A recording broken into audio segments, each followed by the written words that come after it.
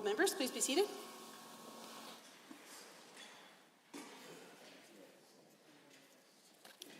Under Government Bills and Orders for second reading, Bill 6, Police Amendment Act 2022, Honourable Mr. Ellis. The Honourable Minister of Public Safety and Emergency Services. Well, thank you very much, Madam Speaker. I'm pleased to be here today to move the second reading of Bill 6, the Police Amendment Act, which will ensure police in Alberta are more accountable and more responsive to the communities that they serve. This is the first time Alberta's policing legislation has undergone substantial changes in 34 years. Wow. In that time, the world and Alberta have changed, of course, dramatically.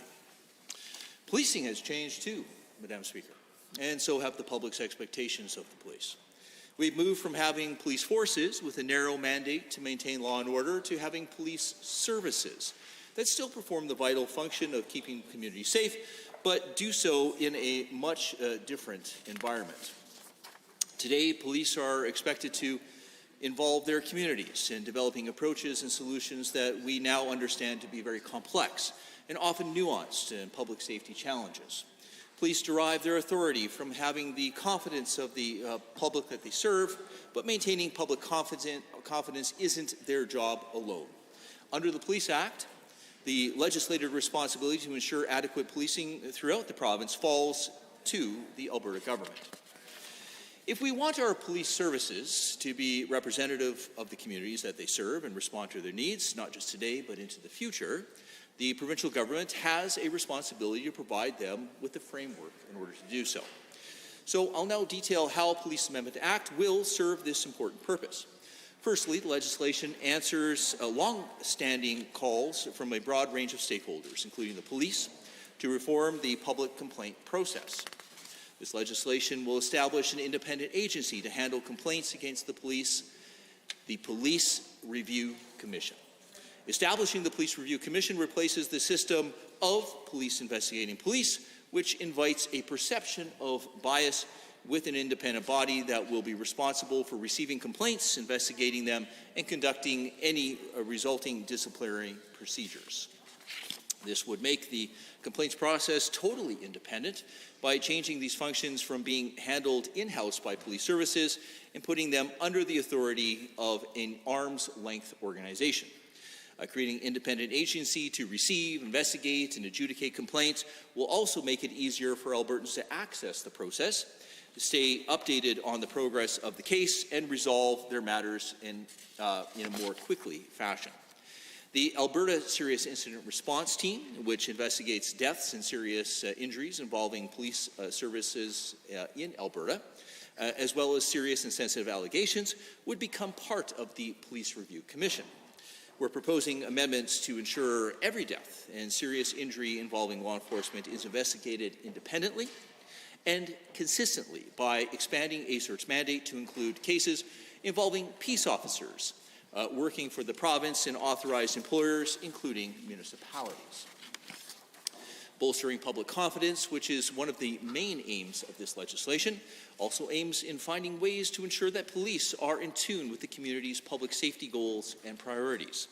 We're proposing amendments that will give Albertans a larger role in working with police to ensure their community's needs and aspirations are being met. Firstly, many communities across Alberta policed by the RCMP would gain a role in setting policing priorities and performance goals that they currently don't have under the current system. If passed, this legislation will mandate the creation of formal governance bodies for communities policed by the RCMP, giving them oversight closer to what municipalities with standalone police services have via their local police commission. Communities policed by the RCMP currently have the option of forming policing committees, but during the stakeholder engagement that informed this legislation, we learned that most communities, unfortunately, have not done so. Although this legislation would mandate the creation of these civilian governance bodies, we've taken care to develop a model that respects the distinct needs of different-sized communities. For small and rural communities policed by the RCMP under the Provincial Police Services Agreement, we're proposing a Provincial Police Advisory Board. This group of communities is also represented by an interim board established in conjunction with the police-funded model that was implemented in 2020. But the interim board is made up solely of municipal elected officials. This legislation would open membership on the provincial board to a much wider, broader scope of the public, with one seat designated for First Nations and representatives, and one seat designated for representatives of the Métis communities. In addition to those communities, there are 47 municipalities in Alberta that have their own contracts for the RCMP to police them. Communities with a population over 15,000 that have municipal RCMP contracts would be required to set up a local governance body. Smaller municipalities with a population under 15,000 will be represented by regional governance bodies unless they prefer to form their own local board. This legislation would also give the public throughout Alberta a more meaningful role by requiring police to develop community safety plans. Community safety plans will require police to work more closely with civilian partners on strategies that go beyond enforcement and better address the root causes of crime. When you have greater collaboration between the police and their partners in the community, it leads to more coordination and it helps identify gaps in services. Ensuring people get the help that they need when they need it, whether it's from the police or local social service agencies, will make our communities a much safer place. The legislation will mandate diversity and inclusion plans that outline steps that police are taking to reflect their communities and to train officers about the distinct cultural needs of the communities that they work in. Improving those connections will result in better outcomes between police and the people that they serve. Additionally, building better relationships could lead to more opportunities for mentorship and encourage more people from diverse communities to pursue careers in policing. This legislation also aims at increasing the diversity in voices that are involved in police governance by giving the minister the authority to appoint members to municipal police commissions. Provincial appointees on municipal police commissions are a common practice in several other provinces, including British Columbia, Ontario, Manitoba, New Brunswick, and Nova Scotia. The number of provincial appointees will be based on the size of the commission. However, it's important to add that we're proposing here is just a seat at the table, and more modest than what we see in our friends in British Columbia, where the province can appoint up to 3/4 of the members of their municipal police boards. The provincial government has a legislative responsibility to ensure adequate policing in Alberta, and this is a logical extension of that mandate. Similarly, we are proposing that sections of the Act governing ministerial intervention be clarified to allow the minister to step in at the request of police services or commissions in the event of a dispute at the local level. Another proposed amendment will enable the minister to set provincial policing priorities, which will help foster consistency in policing right across this province. Police commissions will also need to create their own policing priorities while taking the provincial priorities under consideration and report whenever there is a change. Police will need to report annually on their progress, while they will increase accountability and transparency with the communities that they serve. We're also proposing administrative changes that will underpin and support our reforms of the public complaints process. First, amendments will create standardized categories of complaints. This will establish a consistent framework on how the Police Review Commission triages complaints to improve the public's understanding of the process. Further amendments will distinguish between police misconduct and employee performance, ensuring police services can better handle performance issues through human services and collective bargaining process. Separating police misconduct from employee performance will allow the Commission to focus on misconduct and help with a more timely resolution of the complaints. Finally, there are the small administrative changes to the Law Enforcement Review Board, most significantly the increase of the chair's term from a maximum of 3 years to 5 years. The legislation we'll be introducing today represents a fundamental shift that reimagines police as an extension of the community and provides a variety of practical and realistic reforms aiming at getting us there. This legislation is the product of listening to a broad range of Albertans from all corners of the province, from a variety of backgrounds, a variety of occupations. This is the culmination of years of important work that started in 2018 under the previous government and included meetings with more than 200 organizations representing law enforcement, health and social service agencies, and sectors, municipalities, Indigenous organizations, and diverse communities. We have heard from nearly 15,000 Albertans who completed the public survey, as well as 1,500 respondents who filled out the survey for the law enforcement, filled out a survey for law enforcement members. I hope that members on both sides of the House will support this legislation, which ensures police are more accountable to the public, more responsive to the community that they serve, which ultimately will help safer communities and build relationships between the community and the law enforcement at large. With that, Madam Speaker, I thank you very much, and I'd like to move second reading of Bill 6.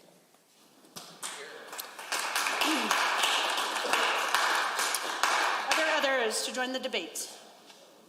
The honourable member for Calgary-Boular-McCall.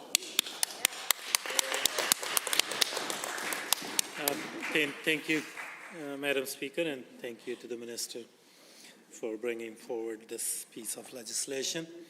We can all agree that the most fundamental role of the government is to make sure that all Albertans can feel safe in their homes, in their communities, and across this province, and certainly law enforcement plays an important and fundamental role in making sure that. And on this side of the House, I want to state for the record that we support civilian oversight of law enforcement, and we believe that policing should be responsive to the needs of the communities and reflective of the diversity of our communities. So there are a number of things that Minister also touched on that need to be unpacked in this piece of legislation. But before I do that, I do want to say that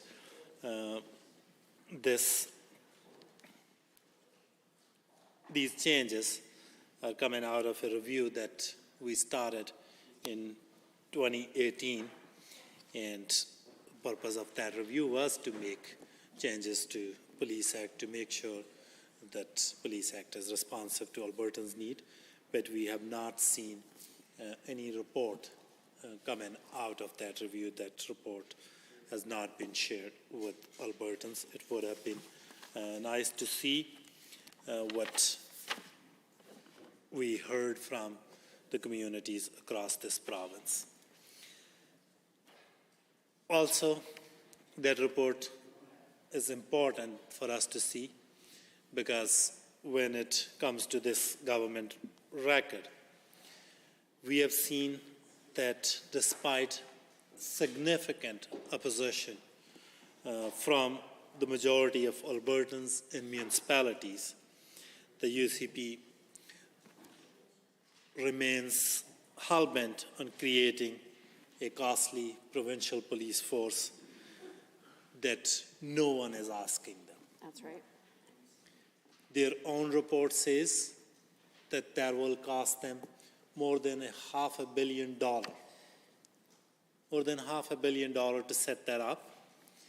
In Alberta municipalities, rural municipalities of Alberta, and Alberta at large have opposed that idea. But still, UCP are pushing ahead with that. We also know that early on, the government changed funding model for the municipalities and downloaded millions of dollars, $250+ million, onto municipalities. We also know that for the last 3 years, they have made massive cuts to Justice Department budget. We also know that in 2015, when we started, for instance, legal aid Alberta budget was $64 million. In 2018, then Justice Minister and MLA for Calgary Mountain View entered into an agreement, governance agreement with Legal Aid Alberta, making Legal Aid Alberta funding $104 million at the end of 2019. And in 2022, that funding has shrunk to $82 million. And those organizations have been calling on this government to sit down with them and pay up the areas the government is owing to Legal Aid Alberta under that governance agreement. And so far, we have not seen any action from this government. So whenever government says that these changes reflect what was in the report, it's hard to trust this government. But as I said, we are all for civilian oversight of law enforcement. However, the problem with this piece of legislation is that there is one provision that a new body will be created and minister will appoint CEO and registrar for that oversight body. And rest, literally everything is left for the regulations, governing the powers, duties, and functions of the Commission, Provincial Advisory Board, and policing committees. These are the three bodies that were mentioned in the Act. And literally everything, their power, their duties, their functions, everything is left to the regulation. There is just one provision that there will be a commission that will be responsible for the oversight, and there is no other detail that is provided in this piece of legislation. Again, oversight, civilian oversight is really good. In principle, we agree with that, but this piece of legislation leaves far too many details to regulation that are yet to be developed and will be developed by this cabinet. And second thing, I will come back to this civilian oversight piece, but I also want to say that throughout this legislation, the government is trying to get more control and concentrate all those powers in minister's office. Before, minister was responsible to establish standards for police commissions, and policing committees. But now they are also adding that now they will be the one setting the priorities instead of working collaboratively with those commissions. And to achieve that goal, what this legislation is proposing, that now that minister will be able to appoint members to different police commissions across this province. There is no detail whatsoever how those members will be picked, whether that will be a public process or it will be just minister's discretion. And the concern there is that when we were in government, there was an open process, Alberta Board's recruitment process, where every single appointment was published on that, and all Albertans were invited to apply for that. And the criteria was not who you know, but criteria was what you know and whether you qualify for that position. And since this government came into power, there is no such process. And we have seen pretty much UCP insiders, former party office holder put in positions like senior advocate and on other boards. So here we are talking about policing, So certainly there is a concern that if the minister is able to stack the deck at his own or her own discretion, that could lead to the politicization of policing. So that's a huge concern. And there is a certain formula that legislation suggests that how minister will appoint these board members, that for every 3 members, minister could appoint 1 member on the commission. However, there is another residual power in this legislation that where minister could appoint up to 49% of the commission members. 49%.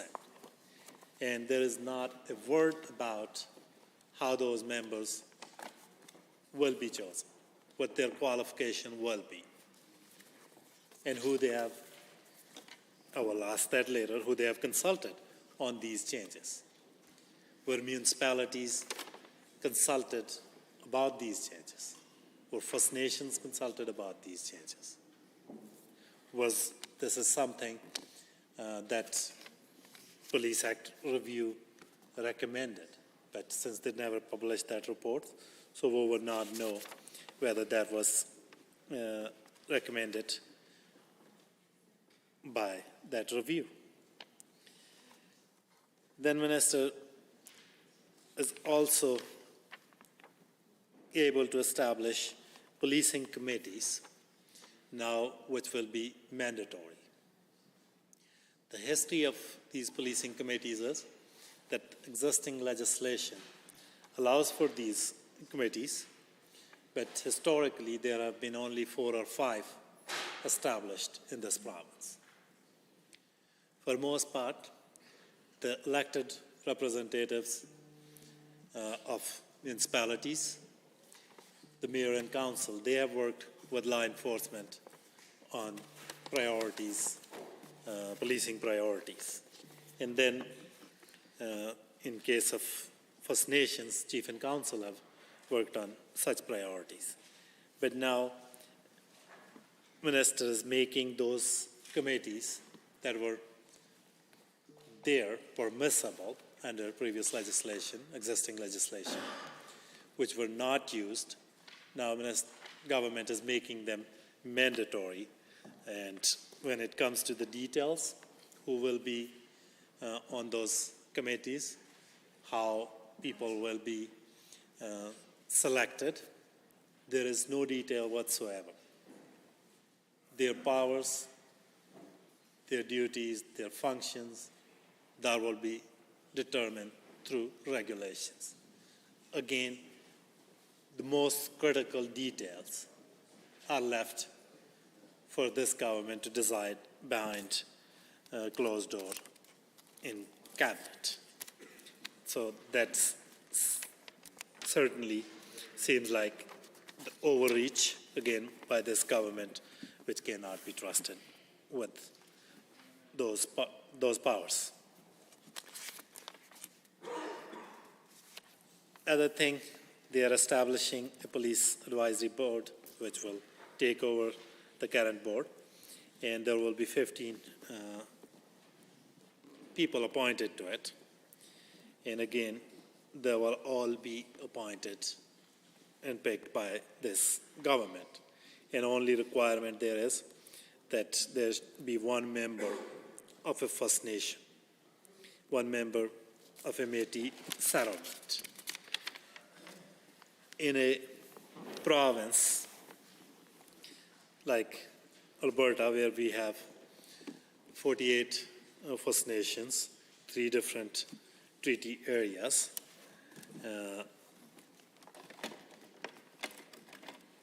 I would want to know that how that number was reached and what were the recommendations coming out of the Police Act review. Was that something Albertan recommended? Was that something that minister consulted on with First Nations? So, as I said, civilian oversight, independent oversight is a good thing, and we support that. But that commission, police advisory board, municipal policing committees, regional policing committees, their power, their functions, their membership, everything is left for this government to decide, and there is nothing in this legislation to make sense that how this new model will work.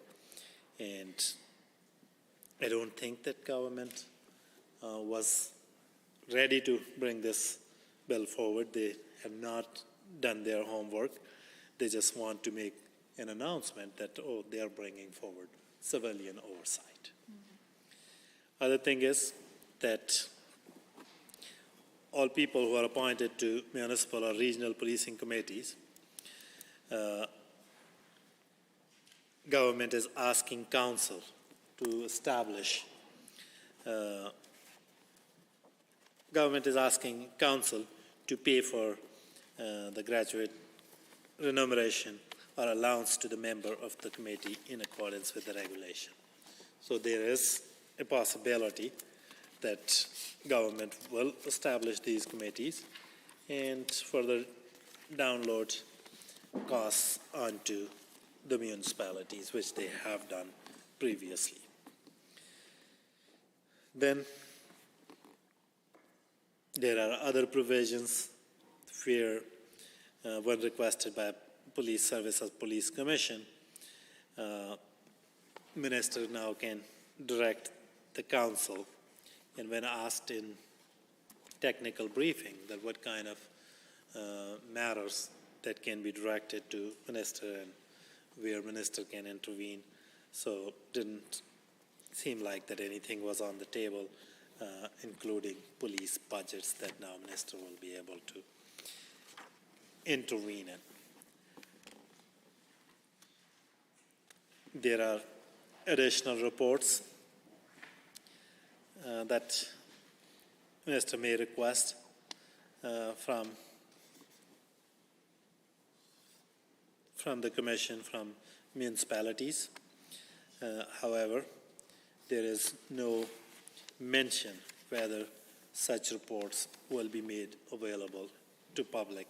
And as we saw from that police review report, this government seldom wants to be transparent, so they cannot be taken on their words. I mentioned about Police Review Commission earlier. It says that minister may appoint a chief executive officer and a registrar, and then there is absolutely nothing in this legislation that can tell us how much that will cost, how this organization will be staffed, what will be their function aside from that they are civilian oversight body. How will they operate? What's the time frame for this commission to be set up and running? So there are no details around any of that.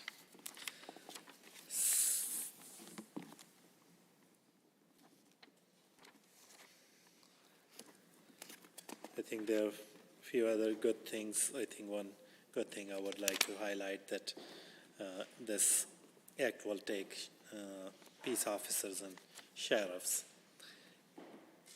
under the jurisdiction of the commission, so complaints arising from their conducts now can also be investigated. Before this piece of legislation, ACERT was the independent arm's length body that was tasked to investigate serious harm and injuries.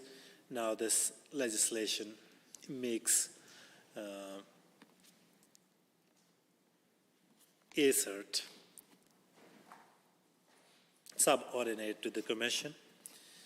And again, I think I would like to know that who was consulted on this change, why this was the best route, and will there be further consultation about that? Because there is still a lot that is left to the regulation where they will determine the powers and duties of the Commission. So there are a few other things. For instance, the government has set the limitation period for 1 year.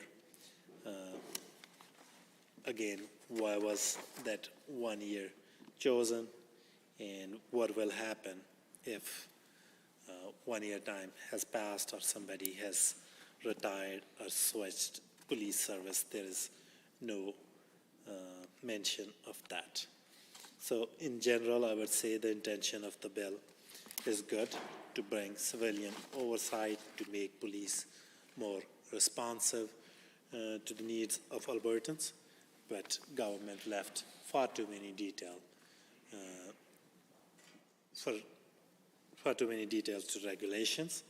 I think there's many substantial details that generally are included in the legislation, and they should have been included in this. Second thing is that government is giving itself power to appoint members to various police commissions. I think that's overreach. Are there others to join the debates? The Honourable Member for Calgary-Hayes. Well, thank you, Madam Speaker. I'm happy to rise to speak on Bill 5, the Justice Statutes Amendment Act. I particularly... No, sorry, bills. Sorry. I was looking... 6? No. Yeah, the Police Amendment Act. I just got the wrong bill number. It's okay. The bill will make important changes, and I appreciate the comments from the previous speaker. I enjoyed a bunch of those references. One of my favorites was one of the ones that the honourable member closed with, is the government will give themselves power to do things. Well, Madam Speaker, the government doesn't give itself power. The people of Alberta gives the government power at an election every 4 years. For someone that claims to have finished law school, I thought that was a really interesting comment to have heard in this House, Madam Speaker. I also heard comments about the Act, whether it was. I heard at different points. If you check the Hansard, I'm sure you'll find at different points in the discussion. We heard comments that the honourable member said it was too slow based on some report done some time ago. And then a couple of paragraphs later, the honourable member said it was too fast and the government couldn't possibly have time to have done it right. So clearly, what we just heard was a bunch of gobbledygook with no real focus or no real consistent amount of thought into what's actually happening. Now, here's the other thing. I also heard that I appreciate the honourable member said that civilian oversight was a good thing. Probably one of those few sentences that I agreed with what I just heard. But also, then the honourable member went on to complain about all the things that would be necessary to provide that civilian oversight, and they were all bad. So, Madam Speaker, it seems to me that this is a bill that is well intended. I can tell you that as a person in this legislature, I may not be the only one. I'm probably one of very few that actually sat on a police commission for a couple of years. So I can tell you that civilian oversight is a good thing. And it's a good thing to support police. Now, I appreciate folks on the other side. Many of them are on the defund police camp, which is not really supportive of police. I myself are on the I support police camp.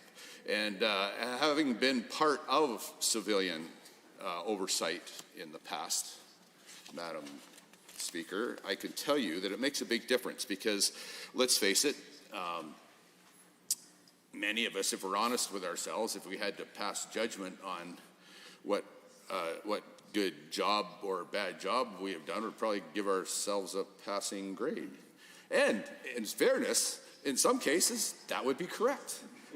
but where it gets complicated, Madam Speaker, is if we perhaps didn't deserve a passing grade, it might be hard for us to give ourselves a failing grade if we were judging ourselves. So let's face it, civilian oversight is a very good thing, which is part of the reason why even the rules now before this piece of legislation has it that in some cases a police service from an area jurisdiction, a geographical jurisdiction different from the one where somebody's charged with, if there's a connection to the police, gets investigated by a police service out of that particular jurisdiction, which is, I think, for obvious reasons. It gives credibility to the investigation. It gives credibility to the police service in the area where the event took place, so that people who actually look at this don't say, well, yeah, the police investigated themselves. Who could take that seriously? And it's not fair to the police, actually. So this actually is supportive of our police services, which we all ought to support here, because they are the ones that are one of our last lines of defense, them and of course all of our other first responders. So, Madam Speaker, I would say to you that this is a bill that has been well thought out. It has a very good chance of making Alberta a better place.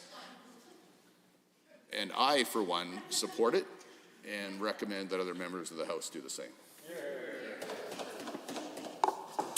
The Honourable Member for Calgary, Mountain View. Thank you very much, Madam Speaker. And this is an interesting bill. I have a lot of questions about it. I will say to the diatribe, I suppose, from the previous speaker that it's a bit rich to get up and be confused about what bill you're speaking to and then proceed to complain that the last speaker didn't know what he was talking about.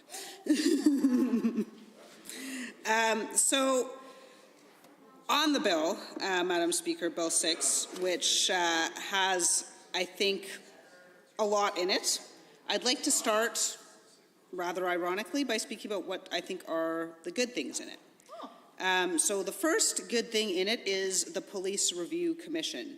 In principle, I say in principle because a lot of details are left to the regulations, so one is never totally certain what's going to happen there. But I think overall the idea of a centralized Police Review Commission is a very good one. My recollection is this is something that everyone was asking for. The police chiefs were asking for this.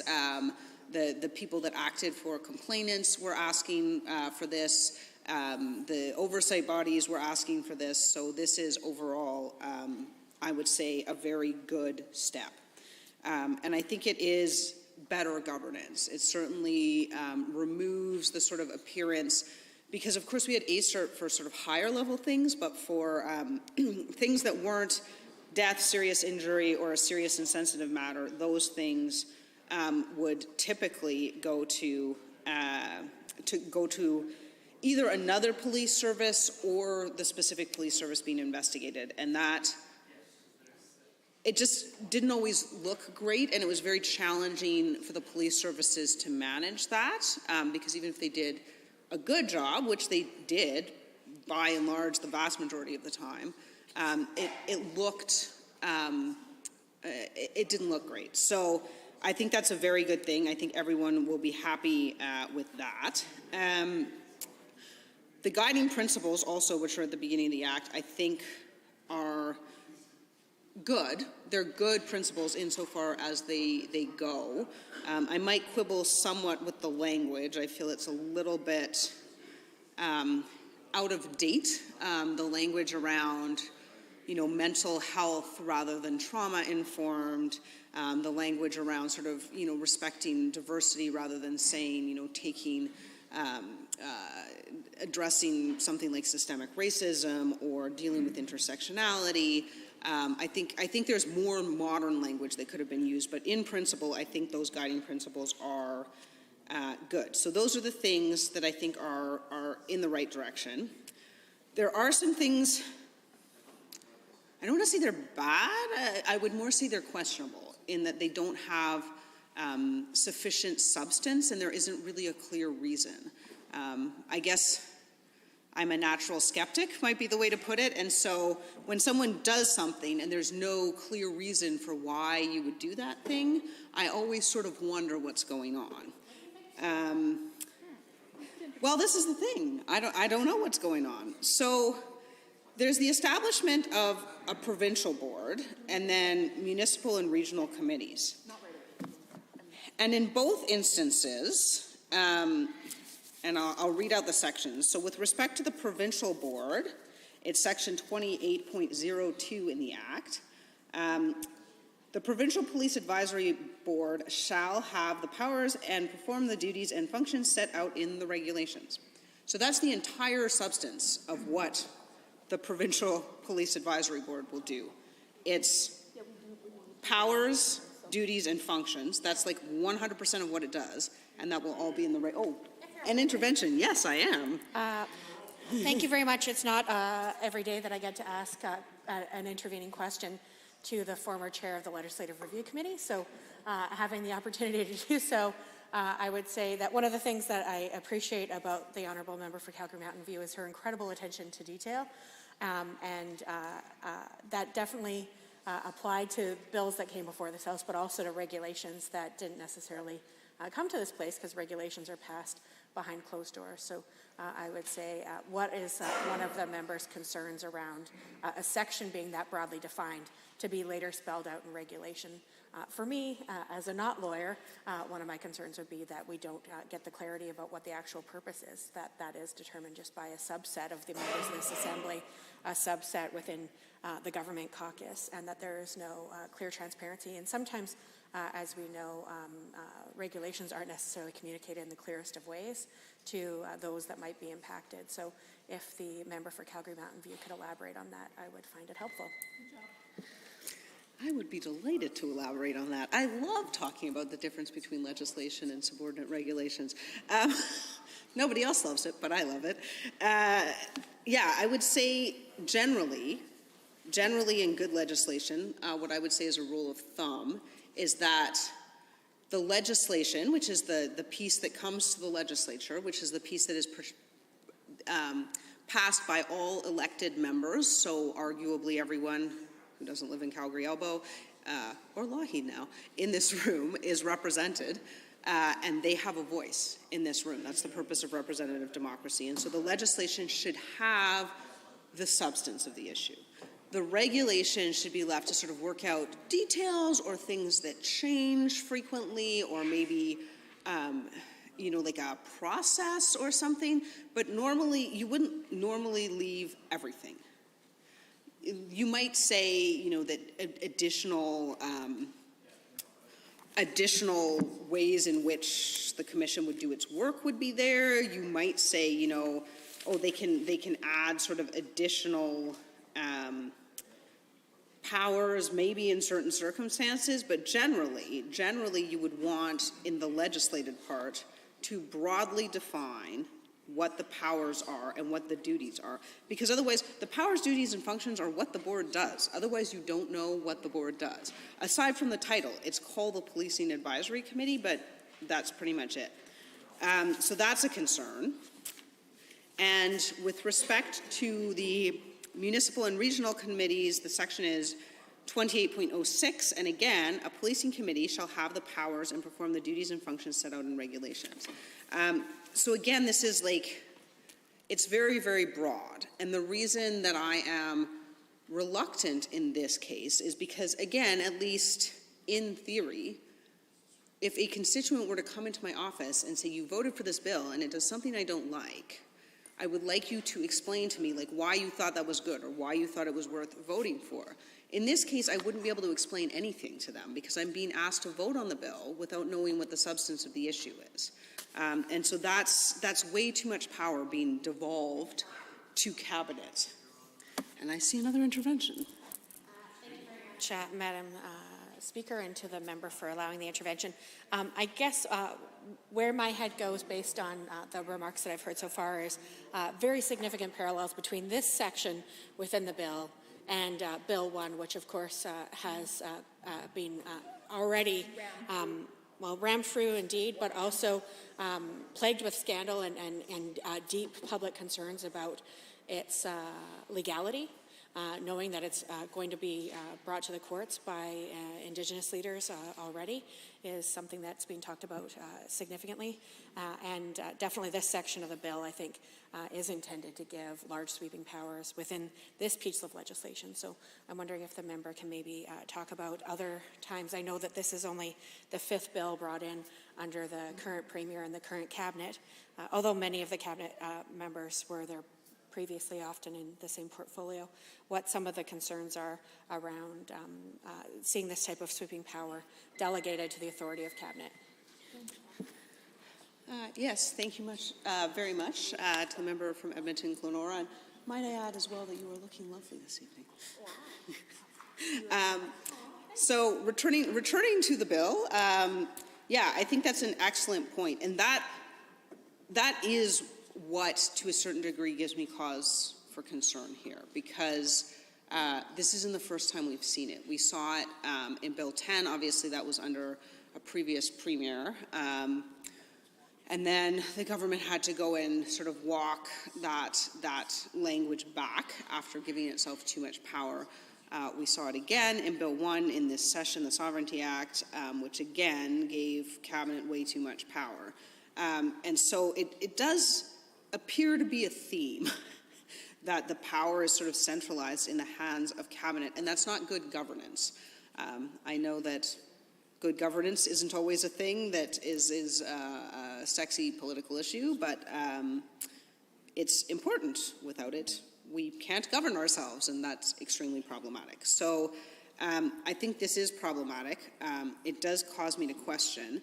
And, you know, I would be willing to give it the benefit of the doubt, but for, as the member mentioned, these previous instances in which there has been sort of a massive overreach by this government attempting to sort of take too much power. So everything is in the regulations. That's my big concern with this. My other question is, who's asking for this? As the member, or as the the member for Calgary, Buller-McCall, pointed out, you know, there was a consultation. It was started in 2018 originally under our government. The report from that it came back and then never went out, and the government still has it. They've just never released it. So I don't recall anyone asking for this. And in fact, these sorts of regional and municipal committees are allowable under the current legislation. So under the current legislation, they're permissible. They're not required, but they're permissible. And there have been maybe a handful in the entire history of the province. So people can do this now, and they choose not to. So I don't understand why we're forcing it on them. Who's asking for this? Who is it that wants this? Who thinks it's helpful, and why do they think it's helpful? That might help us to define what it is that the powers, duties, and functions ought to be. Oh, just one more. Oh, sorry. Yes, no, that's okay. It's hard when I'm behind you. Thank you. Thank you so much. And I do hesitate to interrupt the member from Calgary Mountain View because her knowledge is deep, but I want to allow her to be able to speak without interruption for the next 10 minutes or so. She brings up a really good point about consultation, and again, I do hope that the minister, he touched on it slightly in his opening remarks, but I would love to hear, who exactly was consulted, who's asking for this. It wouldn't be the worst thing if he could even table the folks, the groups, the individuals who were consulted. I think we'd like to hear that, especially given what we heard from the member from Edmonton, Glenora, this government's lack of ability to consult, as we saw with Bill 1, the Sovereignty Act. We've got multiple treaty chiefs, First Nations chiefs from around this province who've spoken out, who've said there was absolutely no consultation that took place. And in fact, that minister's office was shut out. So I would give that an opportunity to the minister to clear the record. Thank you. No more interventions.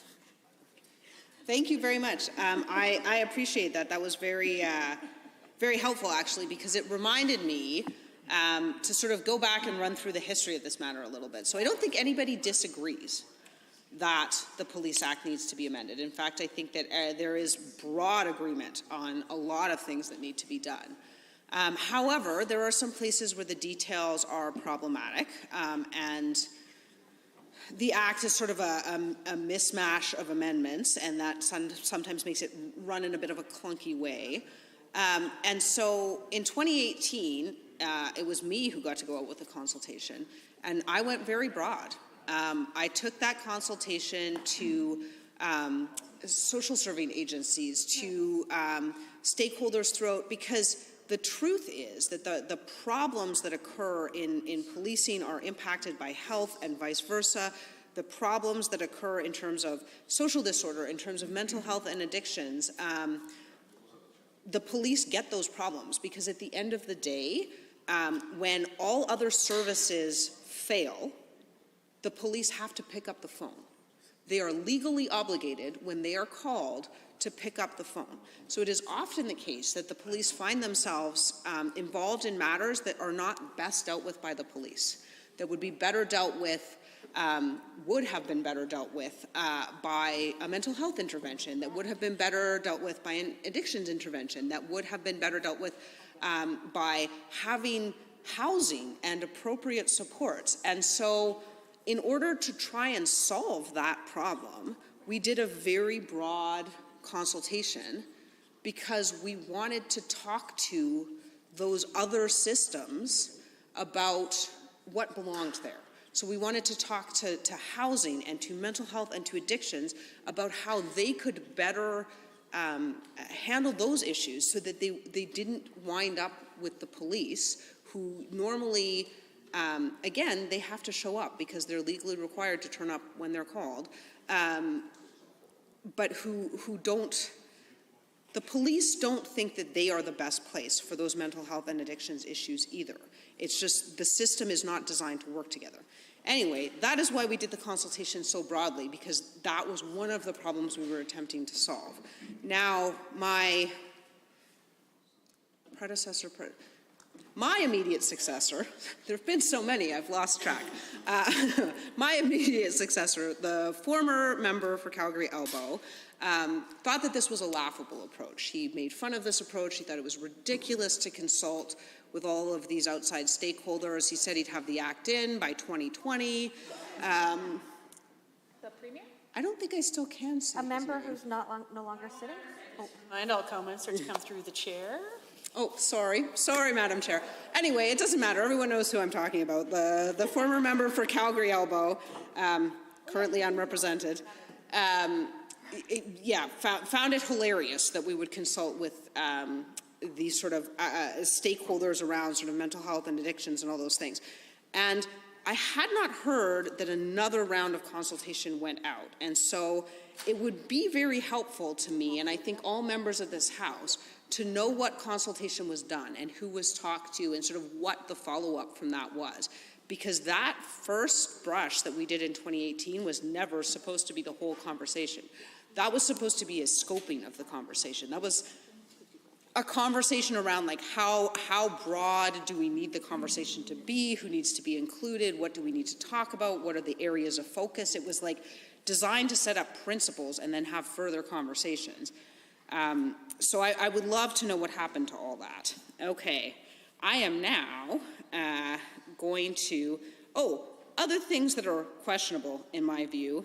The minister's ability to step into disputes. I find that a large centralization of power.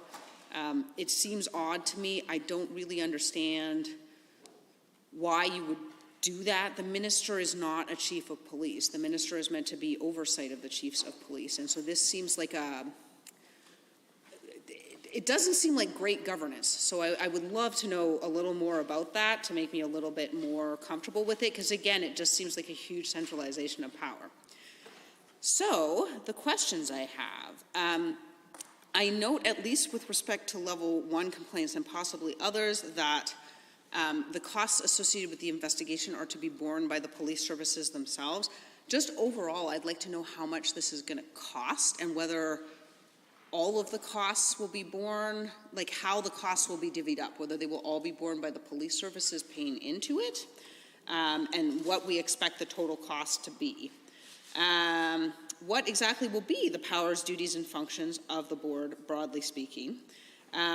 Who asked for the Solicitor General to be able to step into disputes in the case of a dispute? I find that, again, a very weird thing, so I would love to know who asked for that and why we think it's a good idea. Okay. I'd also love to know who asked for the advisory boards, because again, I don't recollect, like people can do it now and they don't, so I'm a little curious.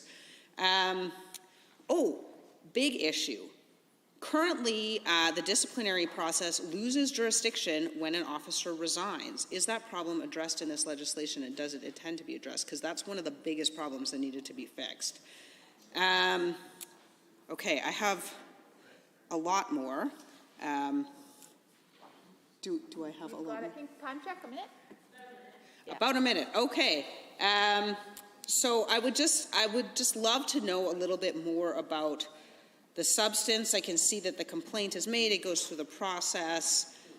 It seems generally good. The minister intervening thing, again, is a bit curious. So I'm hoping that the minister can answer those questions, being as they were asked at second reading, that hopefully they can answer those in committee.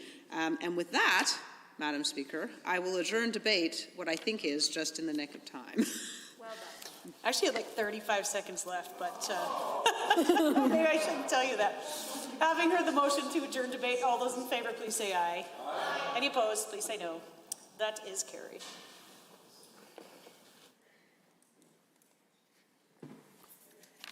Under Government Bills and Orders, for second reading, Bill 5, Justice Statutes Amendment Act 2022, number 2, adjourn debate, Mr. Dial. Anybody wishing to speak to Bill 5 in second reading? Seeing the Honourable Member for Edmonton-Glenora. May I just have a check as to how much time my colleague from the member who had It's adjourned? too late because you stood, so now it's your time. I don't know how much time is left. My apologies. That's okay. It's okay. I rise tonight as the first speaker for Bill 5, the Justice Statutes Amendment Act 2022. While others may have been so keen to want to speak to it, I look forward to hearing what they have to say now that we're on that bill. So it is being brought forward by the member for Calgary-Acadia, who is currently the Minister of Justice. But of course it does have implications in other areas, namely agriculture, as it relates to amending the legislation of the Sale of Goods Act. And that, of course, is a follow-through in response to federal legislation changes that were made around being able to identify and record the vehicle and registration of grain being delivered to an elevator and tracking a track buyer to grain, so to the dealer. And I think that that certainly is a good move, and I'm glad that the current government hasn't decided that they are as opposed to that as they are to some other things to date. Definitely this is around ensuring that we have a consistently strong reputation when it comes to the sale and distribution of our world-class grain products. When we still had the Canada Wheat Board a number of years ago now, probably about a decade ago, maybe even slightly longer, I had the opportunity to visit and to learn about some of the ways that we were using that process to be able to market our products internationally. And one of the things that they did is that they had a test kitchen, which worked as they had a test kitchen as well as a test brewery as well as a test distillery, and they used that to be able to say, if you're using barley that's grown in the prairies, here are some excellent recipes that you can use. And a lot of buyers were purchasing those products to be able to make the recipes as they'd been tested in that kitchen, and then later sold in, for example, distilleries in parts of the valley in California that focuses on other types of alcoholic products, and they were using Canadian products to help build and grow their market share in that area. I found it incredibly interesting, and I think that the collaboration that was in place around the sale and distribution of Canadian products certainly has strong merit. I think part of the reason why the federal government's brought this piece in is around ensuring that if there are any issues with a product, it can be traced back to its place of origin to make sure that we don't have to destroy any products unnecessarily. So I think that making sure that we have the record of the vehicle and the registration, and that we can track the track buyer to the final dealer is an important piece to make sure that we don't impede our ability to sell our products locally, nationally, or internationally when it comes to our world-class agricultural products. So I wanted to begin by saying that piece. Definitely there are a few other pieces in this bill that give me a bit of a pause for consideration. I appreciate that we were able to get a bit of an interjurisdictional comparison through briefings that we've had from officials. And one of the big pieces that seems to be an outlier in terms of the interjurisdictional piece is the fact that the current cap around civil court rulings is $50,000 here in Alberta. The bill proposes to raise that cap to $200,000. That's a significant increase, quadrupling the cap, and 50 is closer in line with what the interjurisdictional comparisons are. I believe it averages at 85. So that is a significant increase over what it used to be. And I guess one of the questions that it begs for me is why we think it's important to raise it by such a significant amount, and don't we anticipate that will drive more traffic towards the civil courts as opposed to where they lie today? And with that additional traffic to the civil courts, we know that we've seen many budgets brought forward by the current governing party that have not kept up with the current demands, let alone the increased demands that we will likely see should this part be passed. I don't think it's a reason to not support the bill. I think generally there are a number of pieces in this legislation that I'm generally supportive of, but that definitely is a piece that's a cause for some concern, and I think is important for us to be able to ensure that if we are making decisions in this place that will drive up traffic to different types of court, including the civil court, that there should be resources put in place so that people can have access to justice or some sort of remedy in a timely fashion. I know that the government's been more focused on renaming courts than actually staffing courts, thinking that that's going to magically make things better if you change the title. It definitely hasn't, and we know that a lot of people have waited far too long, especially over the last 3.5 years under the current government, to receive some sort of clarification and remedy and decision as it comes to a number of their cases that they've brought forward. So we will probably have at least one recommendation, one potential amendment, but of course in second we won't be in a position to bring that forward. It will be something that probably comes at the next stage of the legislation. And that's definitely something that we will speak to in greater detail at that time. But when members do speak from the governing side, if they can speak to that cap piece, I hope that's something that current members of the government caucus have asked questions of. We know that the process that they have in place, they definitely talk about the fact that they have bill briefings behind closed doors in caucus, and I hope that they've asked the question around the cap for the civil court rulings being increased from 50,000 to 200,000, and would appreciate some clarity being offered to this House, either by the front bench or any member of the government caucus. So just to summarize, this bill does amend 6 different pieces of legislation. I've touched on a couple so far, and there is another piece that we haven't talked about yet at this stage as it relates to the Referendum Act, and there is an amendment to ensure that all referendums require a motion of the Assembly. And I guess one of the questions I have with that is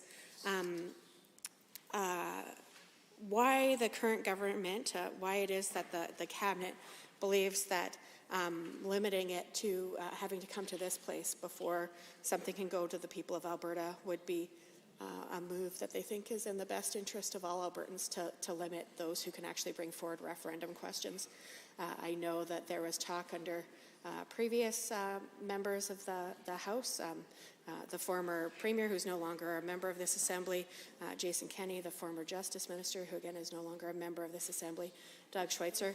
And I also have to say that this has given me a moment to reflect on the fact that we've had 3 resignations in this place in short order, and the Premier acted very quickly, as did her cabinet, to call a by-election for one of those seats, but left the seat of the former Justice Minister vacant in Calgary-Albo, unrepresented, as it says currently on their website, that they have no MLA. There is not a current party that represents those folks.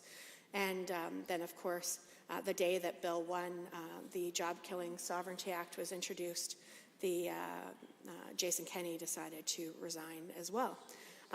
So it definitely, I think, gives some pause for concern about what this government, the current government, has chosen to make priorities for themselves. And if it is fair to trust that the current government, which of course holds presently the majority of the seats in the province of Alberta, if they are indeed in the best position to decide what warrants a referendum question or not. It seems like there could be more power held in the hands of many, an opportunity to, if this is really about bringing the power of the people to the forefront and making sure that they have a chance to weigh in on matters of significance to them, whether it be provincial, local, municipal, school-related or federal issues that the government wants to call a referendum on. Why is it that the provincial government's the only one to determine who's in a position to be able to make that call and ask for that clarity from the people of Alberta? It feels like it's an attempt to use political influence yet again, as we've seen the political interference as it relates to ensuring that every Albertan has an opportunity to elect and have an elected member representing them in the Legislative Assembly of Alberta. Again, we don't have that for Calgary-Lougheed. We don't have that for Calgary-Albo. Why is the current government so scared to let the people of Calgary actually have a by-election and have their voice heard in this place? And that relates directly to this section around referendums, in that the government wants to decide what referendum questions they'll have. The government wants to decide where they'll have by-elections. It seems incredibly anti-democratic, and we've seen this be a bit of a theme so far under the leadership of the current Premier. So it definitely brings some significant pause for consideration. And do we as members of the Legislative Assembly want to delegate that power again just to ourselves, or do we want to truly channel representative democracy and ensure that all members of the population have an opportunity to, through some form of fair lobbying, be able to bring forward referendums for the people of Alberta, as opposed to just members of the Legislative Assembly bringing forward a motion and getting majority support? I'm happy to welcome an intervention from my colleague, the member for Edmonton Highlands Norwood. Thank you to the member for Edmonton-Glenora. I wasn't going to intervene, but I just, I guess I'm passionate about justice statutes. But, you know, one of the things that I think is an interesting connection here is you talked about, you know, referendums, and you kind of alluded to the fact that this is a government that's not really been listening to the people of Alberta. And we saw that most recently with the Sovereignty Act, with Bill 1, and pushing that through and hearing, you know, even more about that today, that, you know, not only were First Nations across this province not consulted, nor were even some of the key cabinet ministers. And so I guess my question for the minister, for the member, soon-to-be minister from Edmonton-Glenora is, to knock on wood, is, you know, is she concerned about the fact that there are these pieces around, let's say, referenda in this piece of legislation, when we've seen a government, quite recently, in fact, you know, really not heeding the wishes of Albertans? Thank you very much to the member for the intervention and interjection and the opportunity to reflect on that, because when I woke this morning and began reading the media that had broke over the evening and saw that there was at least one, I think it was two referenced, employees of the Government of Alberta within Indigenous relations directly speaking to media about their grave concerns and the fact that that they know that their minister has been raising concerns around Bill 1 and its lack of consultation, its lack of engagement with the folks that are supposed to be partners, that work being led by the Minister for Indigenous Relations in the department that supports that minister. It caused significant concern for myself, and I'm sure for many others, to see people feel brave enough to come forward when they work in this building to speak about the concerns that they have around their inability to do their job when the Premier's office shuts down any feedback and doesn't allow for that type of voice to be raised and significant concerns to be heard and in turn acted upon.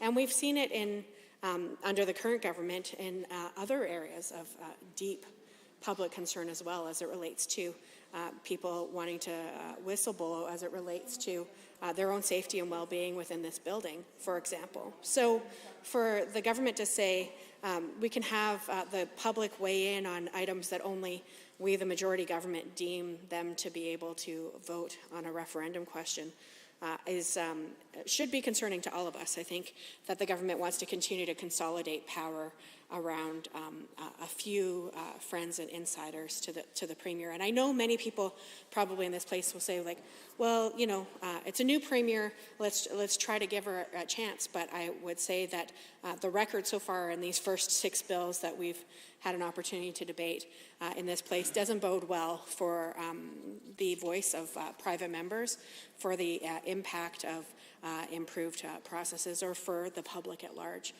We've seen an incredible attempt to rein in power and control around a few specific people that the Premier chooses to surround themselves with. And I think that that is not beneficial to the public at large or to the roles and responsibilities that each of us carries as members of this Assembly. Let's go to some of the stuff in this bill that is probably a step in the right direction. And I am going to speak specifically around the Interjurisdictional Support Orders Act. That's, again, a justice bill. Specifically the piece around child and spousal support orders from other provinces and how we will have an expedited enforcement process. Some of the pieces right now that are definitely slowing that ability of spouses and children to receive fair compensation relate to the fact that the orders can't currently be provided over the telephone or electronically, that they have to have original documents transmitted, for example, and received. I think having electronic or telephone transmission will be an improvement. It will help expedite the process. I think the other piece around removing the need for sworn documents is also beneficial. I think there are other ways that we can ensure that their authenticity, including notary, and ensuring true copy. So I think that this will be a potential improvement to the legislation. I think it will put us more in line with other jurisdictions, and it has the potential to ensure that that partners, spouses who are entitled to compensation, and children who also are entitled to compensation, compensation which they need usually to pay their rent and keep the lights on and keep food on the table. I think removing some of the red tape in this bill could be of benefit. Are there others to join the debate? The Honourable Member for Calgary-Hayes. Thank you, Madam Speaker. I appreciate that. Happy to rise on this bill. Now, changes in this bill include amendments to the Provincial Court of Alberta and Court of King's Bench. They are kings, not queens. Good, I got that. I had to think about that for a second. Still have the reflex to say queens, but it is indeed the Court of King's Bench. The Alberta government will be enhancing the court's ability to fulfill its duties to provide fair, accessible, and timely resolutions for Alberta. It will be achieved by allowing more claims to be dealt with through the provincial court, which uses a simplified and more cost-effective process. than the Court of King's Bench. Now, I heard the member opposite talk about access to justice, which I certainly would agree. That's an important issue. And I guess the change from $50,000 to $200,000 for provincial court claims instead of going through the provincial court bench should actually, I believe, provide more access. Now, it is arguable what is the right number.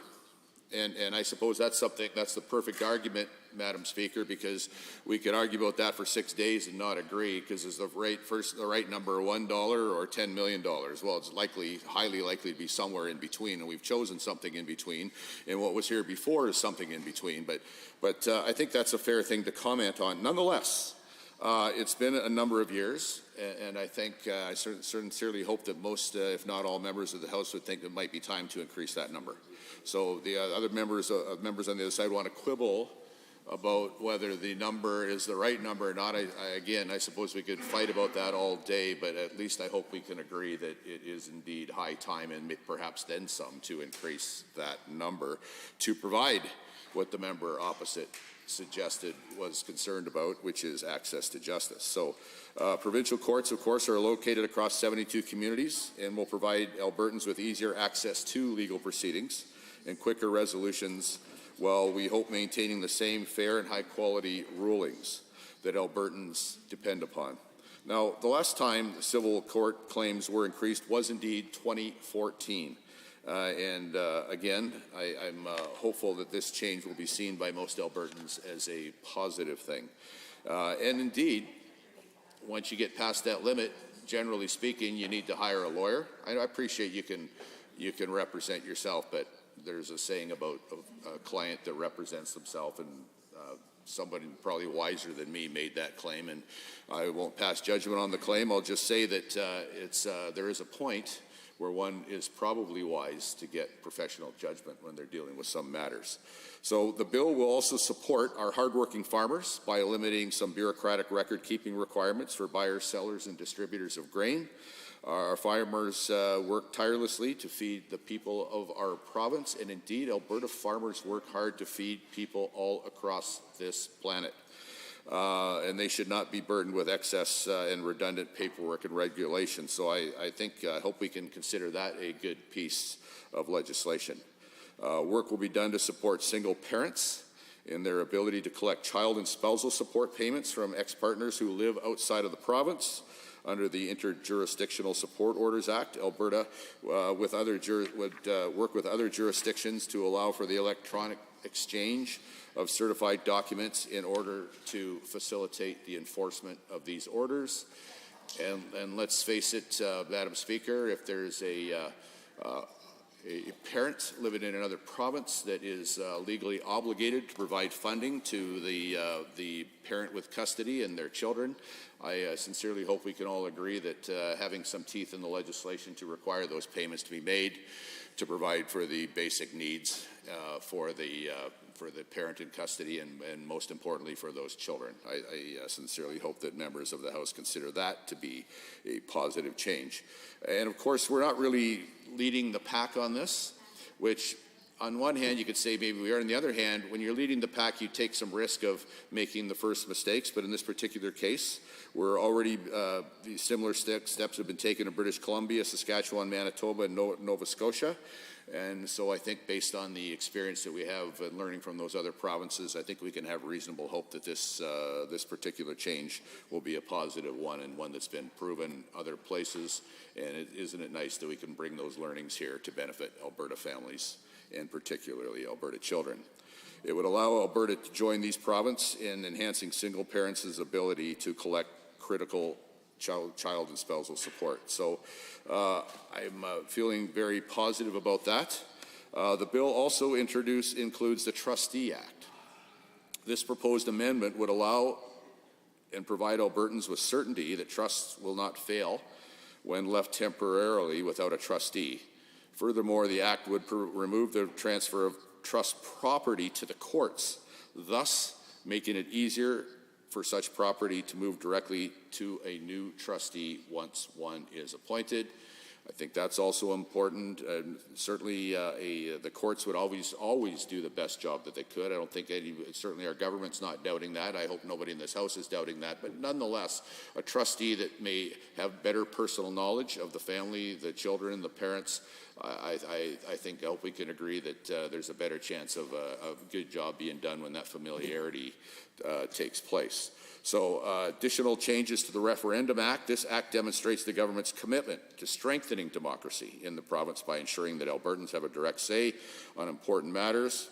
The proposed adjustment would clarify the requirement to bring a legislation to the legislature, and this only applies to constitutional matters. I think the member aside said certainly seemed to me to suggest that all of those resolutions would have to go to here, but this is, I'm just pointing out this is just for constitutional matters. So indeed, not all of those would have to come to the House.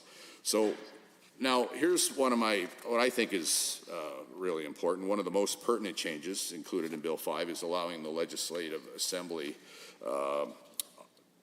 security to carry firearms. This change was proposed by the Speaker and the Sergeant-at-Arms in order to better ensure the health and safety of elected officials, staff, and visitors to the Legislative Assembly. The Sergeant-at-Arms is responsible for directing, controlling, and managing security personnel, while the Speaker's office is responsible for the overall security of the Legislative Assembly, its committees, and members. Now, Madam Speaker, following the 2014 shooting on Parliament Hill, and I just have to say, this is part of the reason why this piece is so important to me. I actually was there. Some members of the House may remember that and some may not. I can tell you it was not a pleasant experience. Just not because I did anything right, wrong, or indifferent. By sheer happenstance, I was leaving the grounds of the Parliament building at the time when the shooter was coming through the front gates. I was trying to get out of the front gates, and one of the few claims to fame I may have in this world is the next day every newspaper in Canada had a picture of the shooter coming through the gates and an old fat bald guy about 3 steps ahead of him heading the other direction. So that's but here's what's important. That's kind of fun for me to tell. But what's actually more important is at that time our national parliament allowed very few firearms in the Parliament. And in fact, the Sergeant-at-Arms, if I have my facts straight, I think I do here, and if I get corrected, I'll live with that, but I believe the Sergeant-at-Arms are the only one allowed to have a firearm. And it was the Sergeant-at-Arms that stopped the perpetrator of the crime by shooting the perpetrator. I don't think anybody would argue that was a legitimate action to take, but what if there was 0 guns? Wow, I'm just a little bit afraid of how much more damage there would have been. So it actually leads us to the question that we're answering here today with this piece of legislation is, should there be a measured and well thought out number of people with firearms in a legislative assembly or a parliament in Canada? And certainly after what I saw in 2014, I certainly feel that the answer is yes. And this legislation actually answers that question for the people of Alberta. And if there's ever an issue that all members of the legislature, no matter what party we belong to and what else we believe, I think it's something we should all have in common is that we want each other to go home safe every day. Even if we think the folks on the other side are wrong about everything, even if they think we're wrong about everything, I sincerely hope that we all want each other to get home safe at the age of not 1 or 2, but every single day that we come into this important place, because that actually serves Albertans the best. So this piece of legislation deals with that, and I think in a responsible way. The review that was done concluded the Legislative Assembly Security Service should be allowed to carry firearms in the legislative building and the surrounding precinct. And of course, training of the Legislative Assembly security personnel as peace officers will take place ensuring that they have the most up-to-date training to keep Alberta's legislative buildings and grounds safe for elected officials and indeed the public that are here, because we work for them and they are indeed the most important people, although all human life is important and all needs to be protected. So this change would bring us in line with other Canadian jurisdictions such as Ontario, Manitoba, and now Parliament Hill in Ottawa. In closing, Madam Speaker, the bill, it covers a fairly wide breadth of territory, and yet it is a positive change for the people of Alberta. I believe it increases access to justice, improves the efficiency of collection of child support, and reducing needless paperwork for grain dealers. And it is indeed in line with what this government is always focused on, making life better for Albertans. And on that grounds, Madam Speaker, I intend to support this bill, and I recommend the same, that all members of this Assembly support this bill. Are there others to speak to the bill? The Honourable Member for Edmonton-Decor. Well, thank you, Madam Speaker. Appreciate the chance to rise, and of course I would certainly agree with the member from Calgary Hayes. I believe everybody in this entire building needs to go home safe every night, especially when they're wrong, because I want you back here the next day so that I can continue to tell you how wrong you are. So I want that opportunity over and over again. But probably most of my comments here this evening are just going to be around a couple of different subjects. On a whole, around Bill 5, the Justice Statutes Amendment Act 2022, number 2, I'm in support of. And so I guess it's more around, I guess, questions, and we'll get the opportunity to, I guess, delve deeper into some of those questions when we get the opportunity in Committee of the Whole. So I guess I want to, of course, always layer the sandwich here a little bit. And so I know the member from Calgary Hayes was talking about when it comes to maintenance enforcement and paying those. And as a father of 2 stepchildren, certainly I saw challenges with respect to getting those payments. And so, when we can make changes that expedite that type of thing, that is not a bad thing, to say the least. And I certainly would have loved the chance to have benefited from that. But unfortunately, back in those days, there was a challenge around that. So definitely supportive of that change in Bill 5. And I'd probably remiss, as has been mentioned, there's some multiple changes across this, which kind of makes Bill 5 a little bit of an omnibus bill. And I'd be remiss if I didn't remind members that served in the 29th legislature, very effectively in opposition, and very much disagreed with omnibus legislation. And so I can't help but ask what's changed. So I don't want anybody to think that I've forgotten about that, Madam Speaker. So I will continue to remind them about that, and that maybe ties back into the whole wrong part that I originally brought my comments to in the beginning. So one of the changes that we do see here is around the referendums.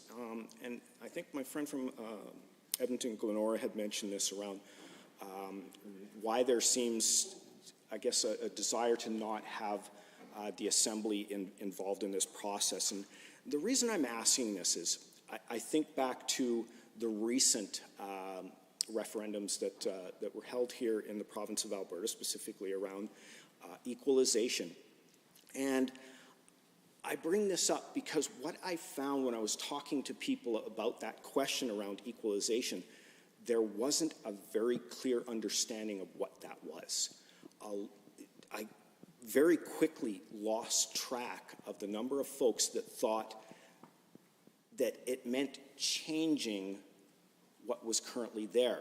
And that actually wasn't the question. The question was, do you want to remove equalization? Period. And so when you kind of start to talk people through that, it was, that's what it meant. I didn't quite understand that. And so I think it's incumbent a little bit upon the Assembly so that when we are potentially posing referendum questions, that Albertans can very clearly understand what they mean. And that wasn't the case with the question around equalization. So I think there still is a role that the Assembly could be playing with regards to trying to clarify those things. So again, happy once we get into committee of the whole, what some of the reasoning is around that, what they heard then of why it seems so straightforward that maybe we should, back off, hands off a little bit. The other part that I want to talk about, which again the previous speaker had also brought up, was moving us in line, moving that cap with regards to civil court rulings from 50,000 up to 200,000. I certainly agree. $50,000 might have been fine way back when that was first established. It's not fine anymore. Again, I could make the exact same argument. What's that proper number? Is it 200,000? I don't know. But it would be interesting to know what kind of information the government's managed to bring together to inform that decision a little bit. And I guess more importantly, with that information, when will they actually plan to make that actual change to that level? Which then, of course, now starts to ask the question, will we see an increase in court filings, and obviously then in court cases that will be coming forward?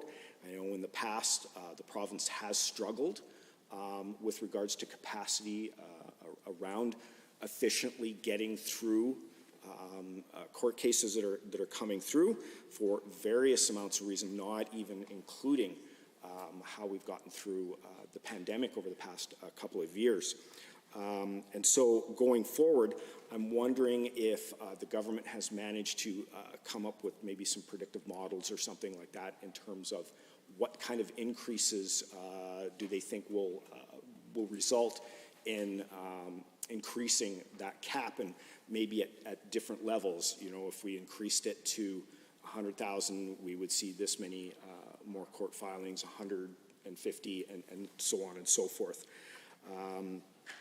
And with those increases, is the government prepared to be able to help the court system in terms of any other additional resources, especially staff? As we all know, we can come up with all the great technology in the world, but if we don't have the amazing people that work in that system running it, we're going to start to run into problems. We've got to make sure that we have all of that backup there for them. So I'm wondering what kind of plan is in place. As I said, I'm not expecting any kind of finite details. I mean, that starts to get into the realm of the whole polishing the crystal ball, at which point then why don't we start asking about maybe the lottery numbers at the same time for that. But it would be helpful to know where that might be going. And so I guess one of the other things I did want to touch on around the Sales of Good Act, and as somebody who had come from working in the food industry, my 26 years at Lucerne Foods at the ice cream plant, I know that tracking the transportation of goods was important, especially if there was some kind of a problem, whether it be contamination of an ingredient or a recall of some kind of a product. Or, as maybe was suggested, is just simply outdated information or a practice that no longer happens, and it's morphed into some other procedure, which happens as you find more efficient ways to do things, or you've simply gotten away from a certain practice because you no longer produce that, whatever the case may be. I'd be interested to hear some of the feedback on that so we can understand why the proposed changes around the Sale of Goods Act will be beneficial. Again, I'm not necessarily against removing some of the paperwork. as the red tape critic, I've always said, we don't need to do 15 copies when only 10 will do. But at the same time, we don't want to put the system in any kind of jeopardy, especially when we are talking about food. With, the increase in allergies, cross-contamination, things like that. We want to be able to ensure that our food system is secure, it is safe for everyone to eat here. And so, like I said, as I'm not necessarily, opposed to any of the changes, I would certainly like to see some more clarification around some of the questions that I've been having. Again, it's about ensuring that Albertans can be confident in what's going on with proposed legislation. It's one thing to tell them that decisions are being made elsewhere, but we certainly don't want people to think that the Assembly might be, I guess, being circumvented here a little bit in reference back to referendums. Again, I know members of the 29th legislature did have significant issues around any more extra powers and whatnot being afforded to ministers to make decisions, or of course the claim that, well, it's all coming in regulations. I know that members served very well trying to remind the government at the time that, well, perhaps you should put it in legislation, not in regulation. So part of that layered sandwich there, again, reminding folks what changed from that position back then when you wanted to see a lot of things in legislation. Now you're seeing more of a desire to want to put things in regulation. We don't want Albertans to think that we're circumventing the responsibilities of this House. Unfortunately, we have now seen a couple of attempts by the government to do that. We saw that during the One Health bill, where they were trying to provide the opportunity to, modify legislation, bring in new legislation, or delete legislation without the consent or oversight of the Assembly. And we saw that again with the recent Sovereignty Act, which caused great concern. It still is, quite honestly. So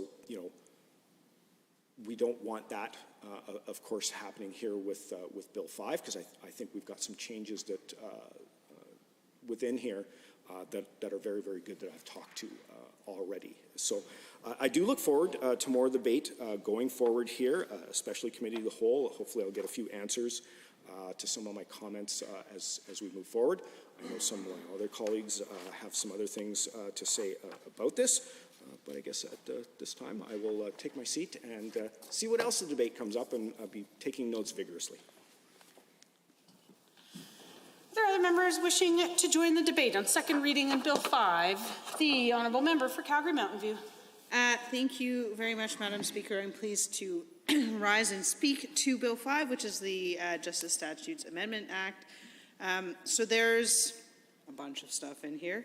I'm going to start with the interjurisdictional support orders. So once again, I'm starting with something that I think is good about the bill. I think that anything we can do to support the ability to do these interjurisdictional support orders, especially these sorts of things, which are like allowing electronic means and telephone and that sort of thing, is really, really good.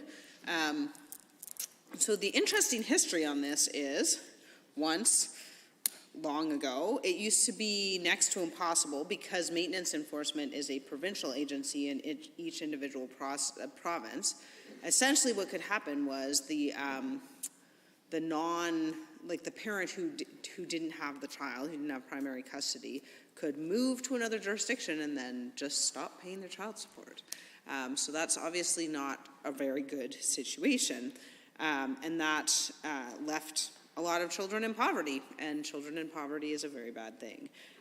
So this, over time, provinces have developed the ability to sort of enforce each other's support orders through various mechanisms, and this takes that one step further, and I think that can only possibly be a good thing. So to all those people out there who think that we never agree on anything in this place, we agree on this.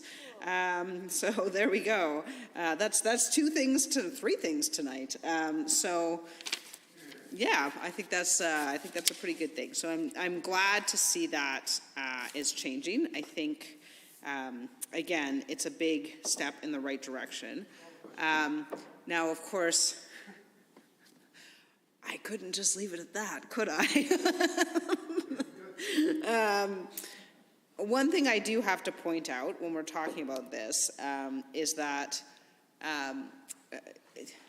so maintenance enforcement or the orders, I guess, the orders for child support are usually originally garnered through the courts. Now, there's a table that kind of sets out, based on the payor's income, what the child support will be. So there isn't much of an argument. There's not a big argument over how much you're going to pay. Unless the person isn't sort of, sometimes it's unclear what the income is, or people try to write things off. Like, there can be a little bit of an argument, but for the most part, the support is based on what the income of the payor is. And what that's designed to do is to bring both households up to a similar level. So essentially, to say, you know, if you're a wealthy individual, you can't leave your children in relative poverty. You're required to support them to the level that they otherwise would have been supported, and I think that's a fairly reasonable rule. So, often enough times, one of the things that legal aid does that a lot of people don't think of, a lot of people, when they hear legal aid, they think of criminal matters, but actually legal aid does a lot of family matters. And those family matters were actually often more difficult to retain counsel for. Legal aid often had like close to a 6-month wait to get a family lawyer who would take the legal aid rate and the legal aid retainer to handle a client. And so that's really, really challenging. It leaves a lot of people in a lot of trouble. And what it means is that not only do you wind up with a lot of unrepresented people in court, but you also wind up with a lot of situations where the person who has the more money is able to advance the better argument. And so while we're talking about this piece and the importance of sort of greasing those wheels and making sure that children get the supports that they need, I think that I just can't let it go past without commenting on the fact that this government is woefully in violation of its obligations under contract to fund legal aid. And that is incredibly problematic. They're also in violation of a conversation they're supposed to have around the legal aid tariff. Again, this isn't an issue that always bubbles up in the public that high, but one of the reasons it's next to impossible to get a family law lawyer to sort of take on legal aid cases, and I don't want to say next to impossible, but there's far more people needing representation and wanting to go through legal aid, even people who are getting approved, than there are lawyers to take that case. Now, admittedly, it can be challenging to get a family law lawyer at all right now in this province, but certainly the tariff, which was set at $92 an hour. It sounds like a reasonable amount of money, but you have to bear in mind that that's not what the lawyers paid. Oh, sorry, intervention, haha. Thank you, Member, for allowing a quick question.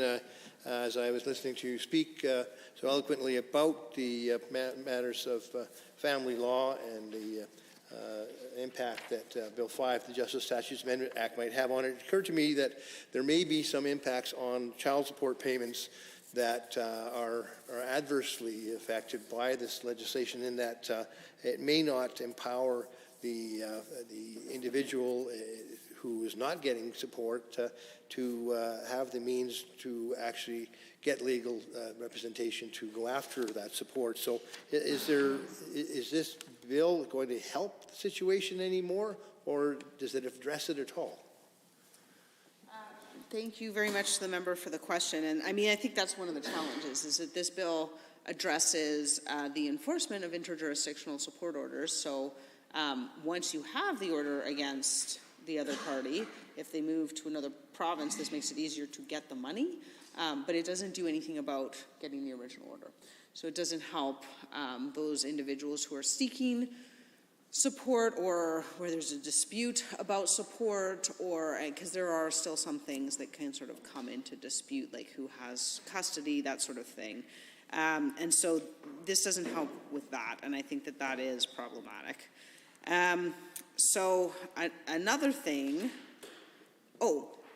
that was what I was saying. What I was saying was the government was meant to review the tariff rate, and the reason that's important is because that actually pays for, you know, the rental of the office. It pays for the support staff that sort of staff a lawyer's office, for access to legal databases, which is actually extremely expensive.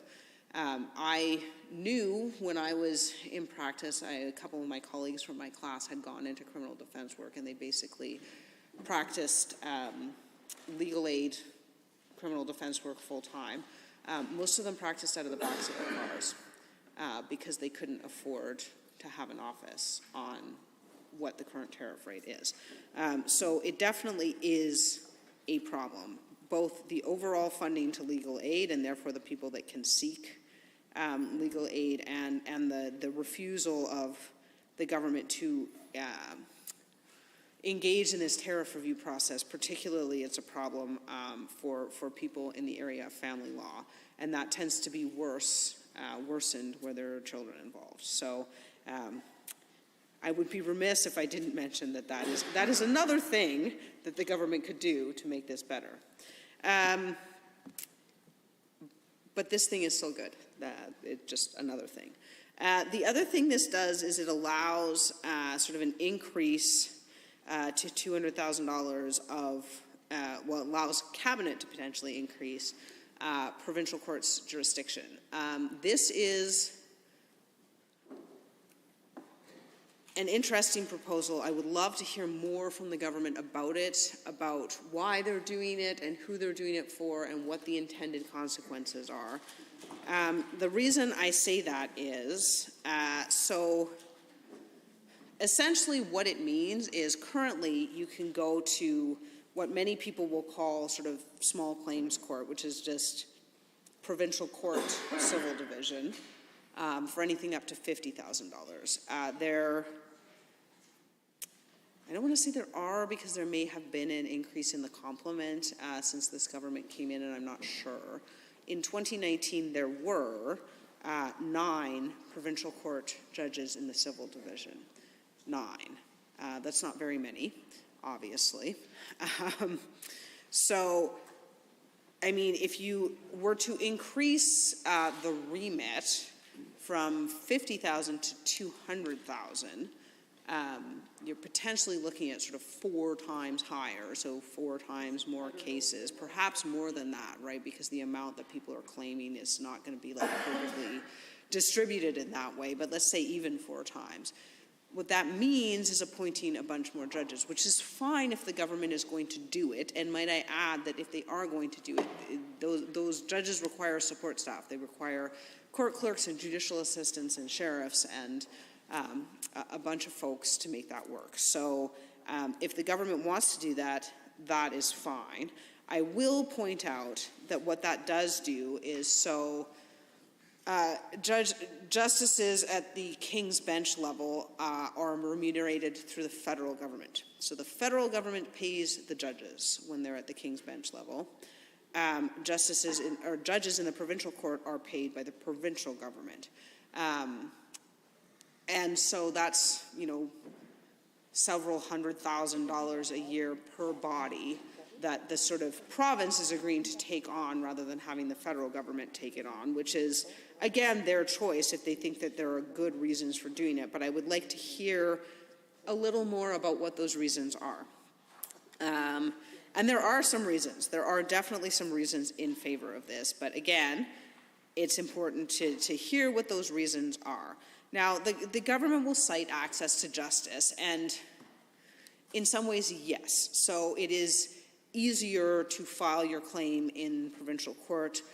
The forms are less complex. The system is maybe more easily comprehensible to someone who is representing themselves.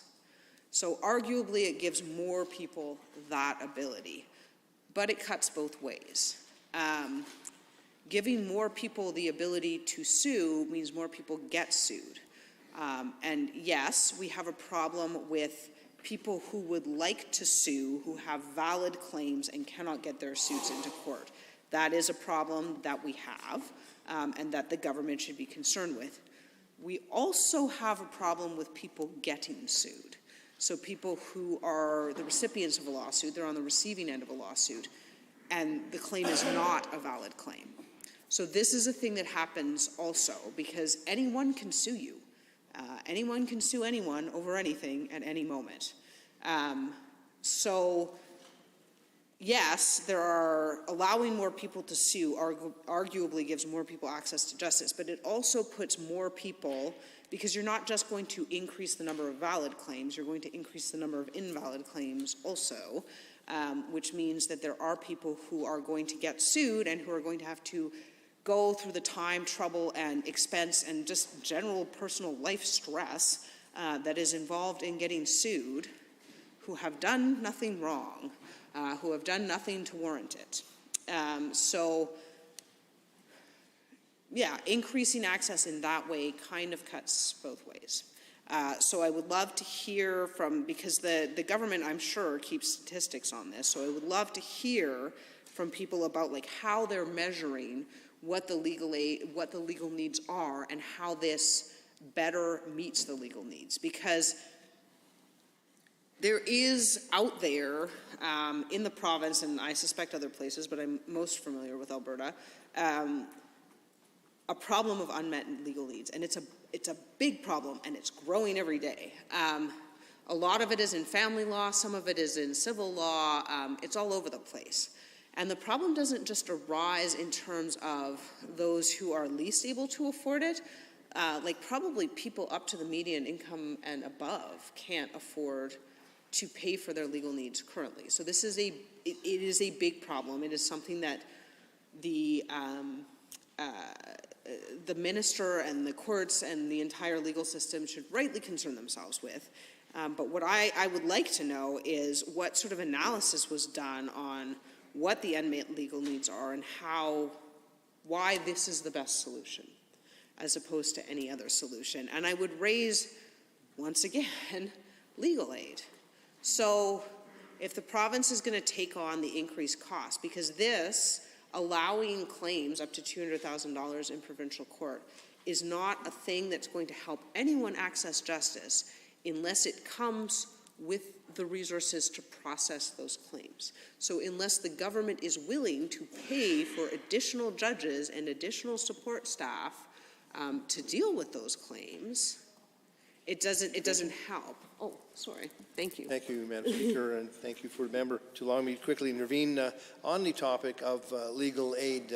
I have spoken in this House about the, I think, unprecedented public protest by acting members in the legal aid profession, lawyers on the streets in this province, begging, demanding, protesting the government's inaction to addressing their acute needs to keep their system functioning.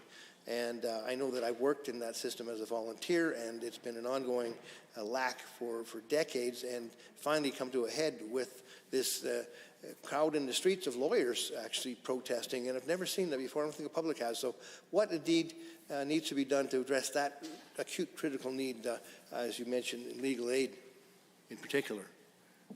Yeah, and thank you very much for that question, because you're right. the problem extends beyond just those who would qualify for legal aid, but it definitely covers those who would otherwise qualify for legal aid, and it is incredibly problematic. The reason you're seeing criminal lawyers and now family lawyers as well sort of come together to try to take the government to task on this issue is because it is a critical problem. And it's also another violation of another agreement. I think that's one of the most frustrating things, is that there was a lot of time and energy put in, not just on the part of the government, but on the part of Legal Aid itself and the Law Society of Alberta, who obviously are an important partner in this as well, to come to an agreement, in terms of how to go forward with legal aid, in terms of what funding was necessary to meet those most core, most basic needs.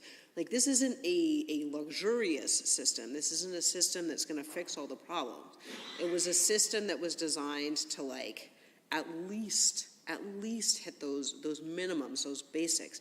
And a lot of time and effort went into setting up an agreement to go forward, and everyone signed it, and this government just tossed it out, much like they tossed out the contract with doctors and threatened to lay off nurses after the pandemic. And it's just, I mean, it's another step. It's another step. But yes, legal aid is in a critical shortage, and certainly we ought to see more funding going there.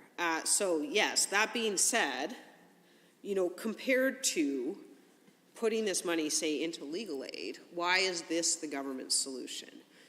That's the question I have, because I think when the government talks about access to justice, what they should be doing is looking at what the needs are and how those needs are best met. And I'm not saying that this doesn't do it. I'm just saying that no evidence has been provided that it does do it. And at the same time that this costs more money, we have legal aid still continuing to be underfunded. At the same time, incidentally, Madam Speaker, that the government is continuing to raid the Victims of Crime Fund to fund its other programs. So this is, yeah, it's problematic, and I would like to know a little more about it. It might not be problematic, but I would like to know a little more about why this specific thing, what it's intended to achieve, why the government thinks that this is, you know, the best throw they have on access to justice, and, you know, what they're going to do about things like legal aid, what they're going to do about, you know, the other side of the coin, i.e. more people get access to the court system, but more people wind up on the receiving end of lawsuits that were potentially unmerited. And those people can't even go to legal aid and seek legal aid because the funding just isn't there. So, yeah, I mean, this has the potential to be a good thing. It has the potential to be an extremely problematic thing. Overall, I would say, I mean, we're generally supportive of the bill. I do have questions. I would say, again, it's one of those yes and things. Oh, thank you. Honourable members, are there others wishing to speak to second reading of Bill 5? Seeing none, I will call the question. On Bill 5, on second reading of Bill 5, the Justice Statutes Amendment Act 2022, number 2, does the Assembly agree to the motion for second reading? All those in favour, please say aye. Aye. Any opposed, please say no. That is carried. Bill 5, Justice Statutes Amendment Act 2022, number 2, is now read a second time. Committee of the Whole.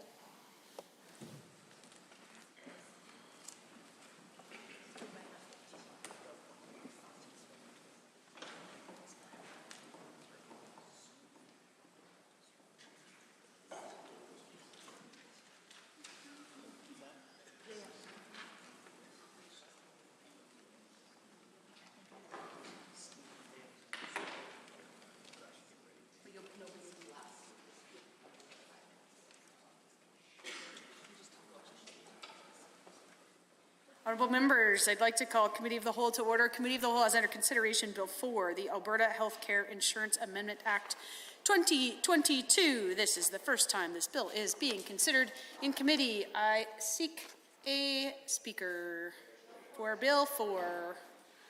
The Honourable Member for Spruce Grove, Stony Plain. Yes, thank you very much, Madam Chair. I'm honored to rise today to speak to Bill 4, the Alberta Healthcare Insurance Amendment Act. Across this province, our frontline healthcare workers have dedicated their lives to ensuring that we receive the best care possible. And even during unprecedented times with unimaginable pressures, our frontline workers acted with an unwavering dedication to serve all Albertans. Whether it be the lingering effects of the COVID-19 pandemic, the current wave of seasonal flu or respiratory viruses, or simple everyday healthcare needs, our physicians continue to show up for Albertans. Across this country, however, frontline healthcare workers are not being given the support that they need. And as a father, I need to be assured that when my family gets the care they need, when and where they need it, it will be there when they need it. For that to happen, we need to have the right supports in place. Supports that acknowledge and address the challenges our physicians are facing in delivering essential healthcare services. That being said, I'm proud to be able to support this government in upholding our commitment to giving our world-class frontline health workers the support that they need. This bill allows us to not only uphold that commitment, Mr. Speaker, but to strengthen it as well. By ratifying a new agreement between the Government of Alberta and the Alberta Medical Association, we can rebuild our relationship with physicians and ensure that Albertan families receive the best care possible. A new agreement will stabilize the healthcare system, target areas of concern, and effectively support Albertans' healthcare needs. With its significant investments, the new agreement will also provide a path forward to address the challenges that the health system is currently facing. Madam Speaker, this bill contains the solutions we need, concrete solutions with financial resources behind them to address these challenges. Under this bill, Alberta's physicians will continue to be among the highest compensated in Canada, with an average increase of 4% over the 4-year term. And not only is this in line with other recent public sector agreements, but there will be larger average increases for specialties facing greater pressures as well. Under this bill, we will see $252 million in new spending over 4 years on targeted initiatives, $59 million in annual funding, and $16 million in one-time investments targeted at communities and specialties facing recruitment and retention issues. Now, this funding will address pressures, including recruitment and retention programs, so more Albertans can access family doctors, along with more support for practice viability. The list goes on, Madam Speaker. Lump sum increases for primary care networks, PCNs, of $20 million in each of the 2022 to 2023 and 2023-24 will provide additional support for primary while the modernizing Alberta's primary healthcare system work takes place.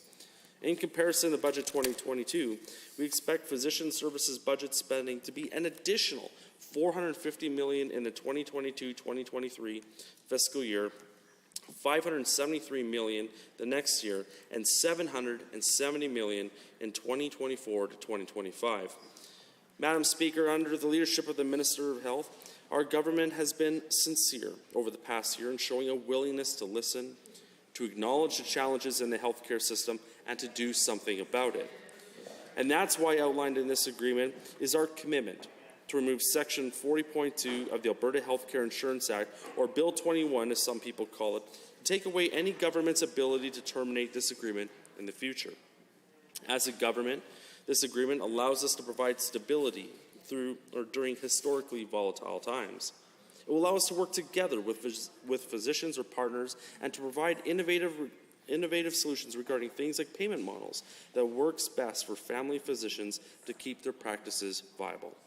Madam Speaker, the agreement also sends a very positive message to physicians and the AMA that the government values the relationship and is working collaboratively to strengthen our healthcare system.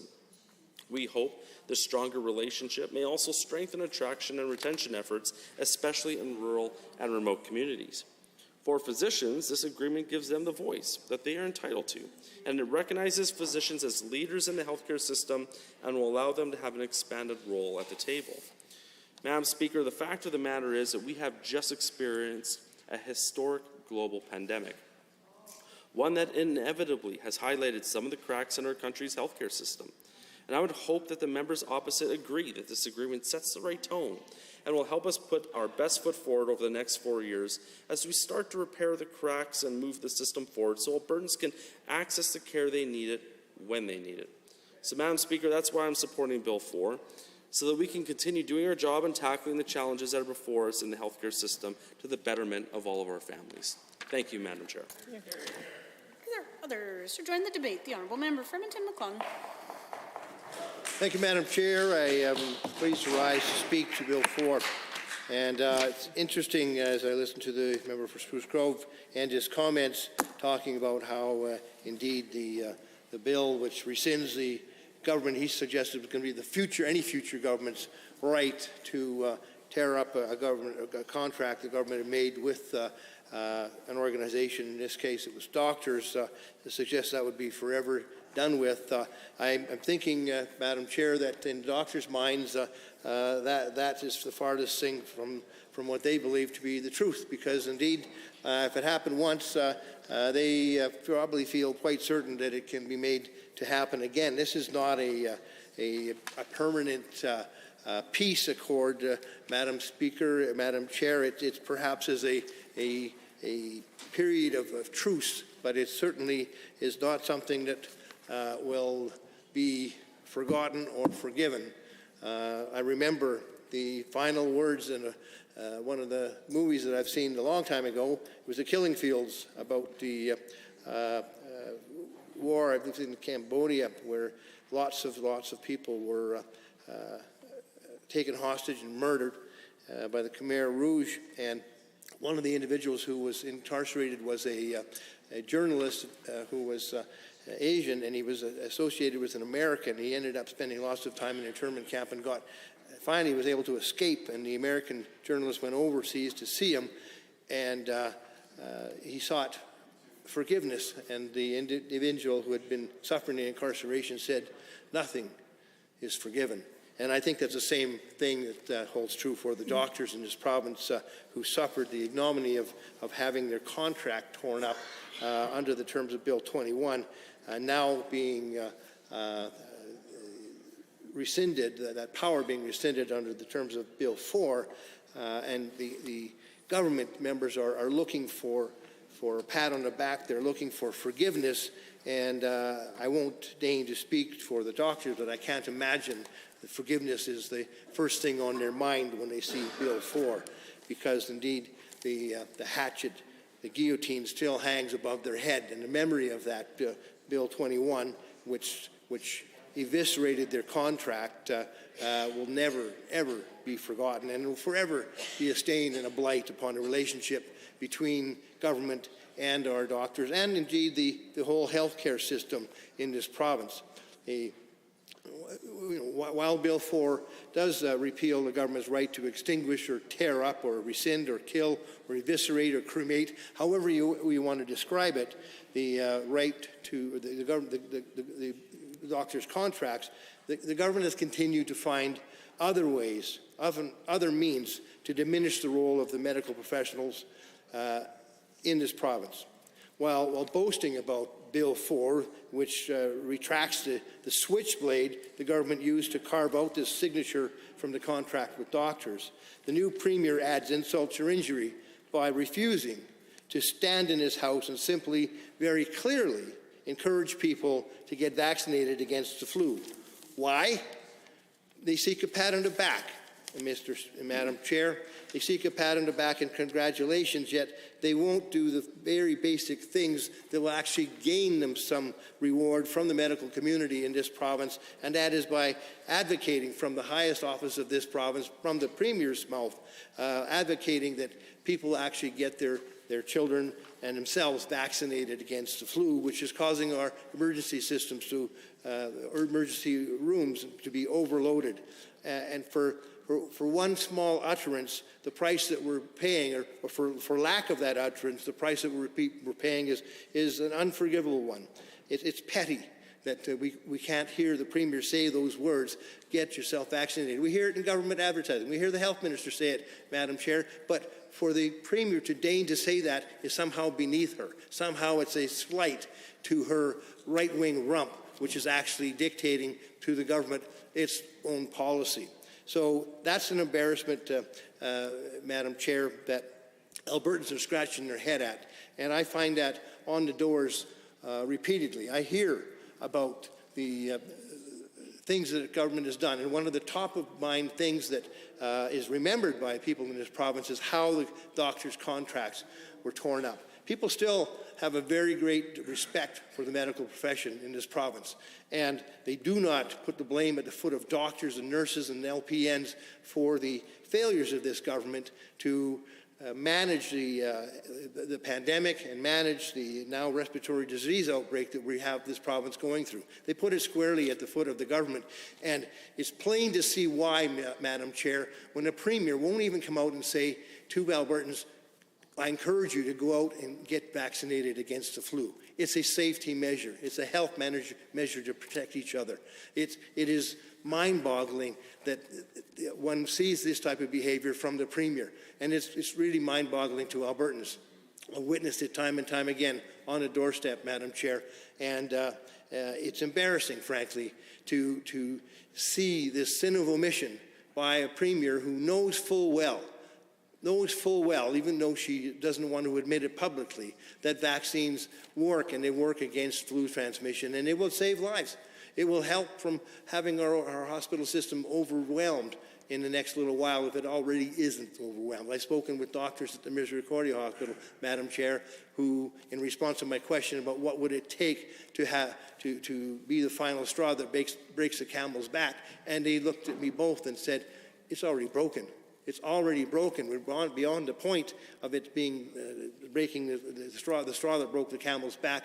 We're seeing outcomes that are much, much worse than they otherwise would have been had other measures been taken. We're seeing premature deaths happen as well, Madam Chair, and that's a disgrace to this province and disgraceful behavior by this government that indeed we're having those things happen in our hospitals, and it just simply requires a more forthright acceptance of real facts and real science by particularly the leader of the government, the new Premier of this province. So congratulations, no.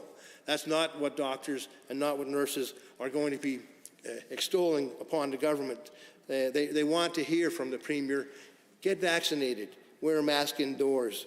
I mean, my grandfather, I sold this house before, over 100 years ago, while harvesting away from home for a few months, returned near the end of the fall harvest, got a ride close to home on a farmer's wagon, and a farmer picked him up and proceeded further down the road close to their homestead. Short while closer to the homestead, picked up another young man, and they continued on, and both got off at the same homestead, my grandfather's homestead. And to his dismay, my grandfather realized that the young man who got on was his own brother. He didn't recognize him, Madam Chair, because he was wearing a mask to protect themselves against the Spanish flu in 1918. So 100 years ago, over 100 years ago, Madam Chair, people knew well enough 60 miles north of this city of Edmonton, this legislature, to protect themselves from the Spanish flu, a pandemic then. And yet, here in this day and age, in 2022, we have a Premier who won't utter the words, please go get yourself vaccinated. I encourage Albertans to protect each other. Come together as a province and protect each other. That's the type of leadership we're seeing in this province. And for that, this government hopes to be congratulated for rescinding something as onerous as the ability to tear up a government contract with doctors. Unforgivable, Madam Chair, unforgivable. And other ways that the government is finding to create a poor relationship with the doctors, nurses, and other healthcare providers in this province continue to astound me. I hear on one side of the coin the government members saying, my goodness, they're doing wonderful jobs, they're doing excellent things, and then they, on the other side of the coin, felt justified in tearing up the doctor's contract. So what changed then and now? Why was it so justifiable to tear up a bona fide legitimate contract? Yeah, well, probably because the lawsuit was coming. That might have been one reason, sure. But now they're apologetic for it. I haven't really heard apologies, but I've heard the request for congratulations for doing so. I mean, nothing so despicable can I think of has ever happened in terms of relationship between doctors and the government of Alberta. And it's emblematic, Madam Chair, of the type of dictatorial powers that this government likes to exercise and then apologize for them later. They tried to get away with something in Bill 1 that we railed against, and all Albertans railed against, legal scholars railed against, giving themselves the power to change legislation and create legislation within cabinet behind closed doors. Now that little element of it, which was a significant departure from normal legislative practice in the Westminster Parliament, was taken out of the bill. But there's still many, many parts of that piece of the legislation in Bill 1 which will affect us for forever if indeed it's allowed to stand.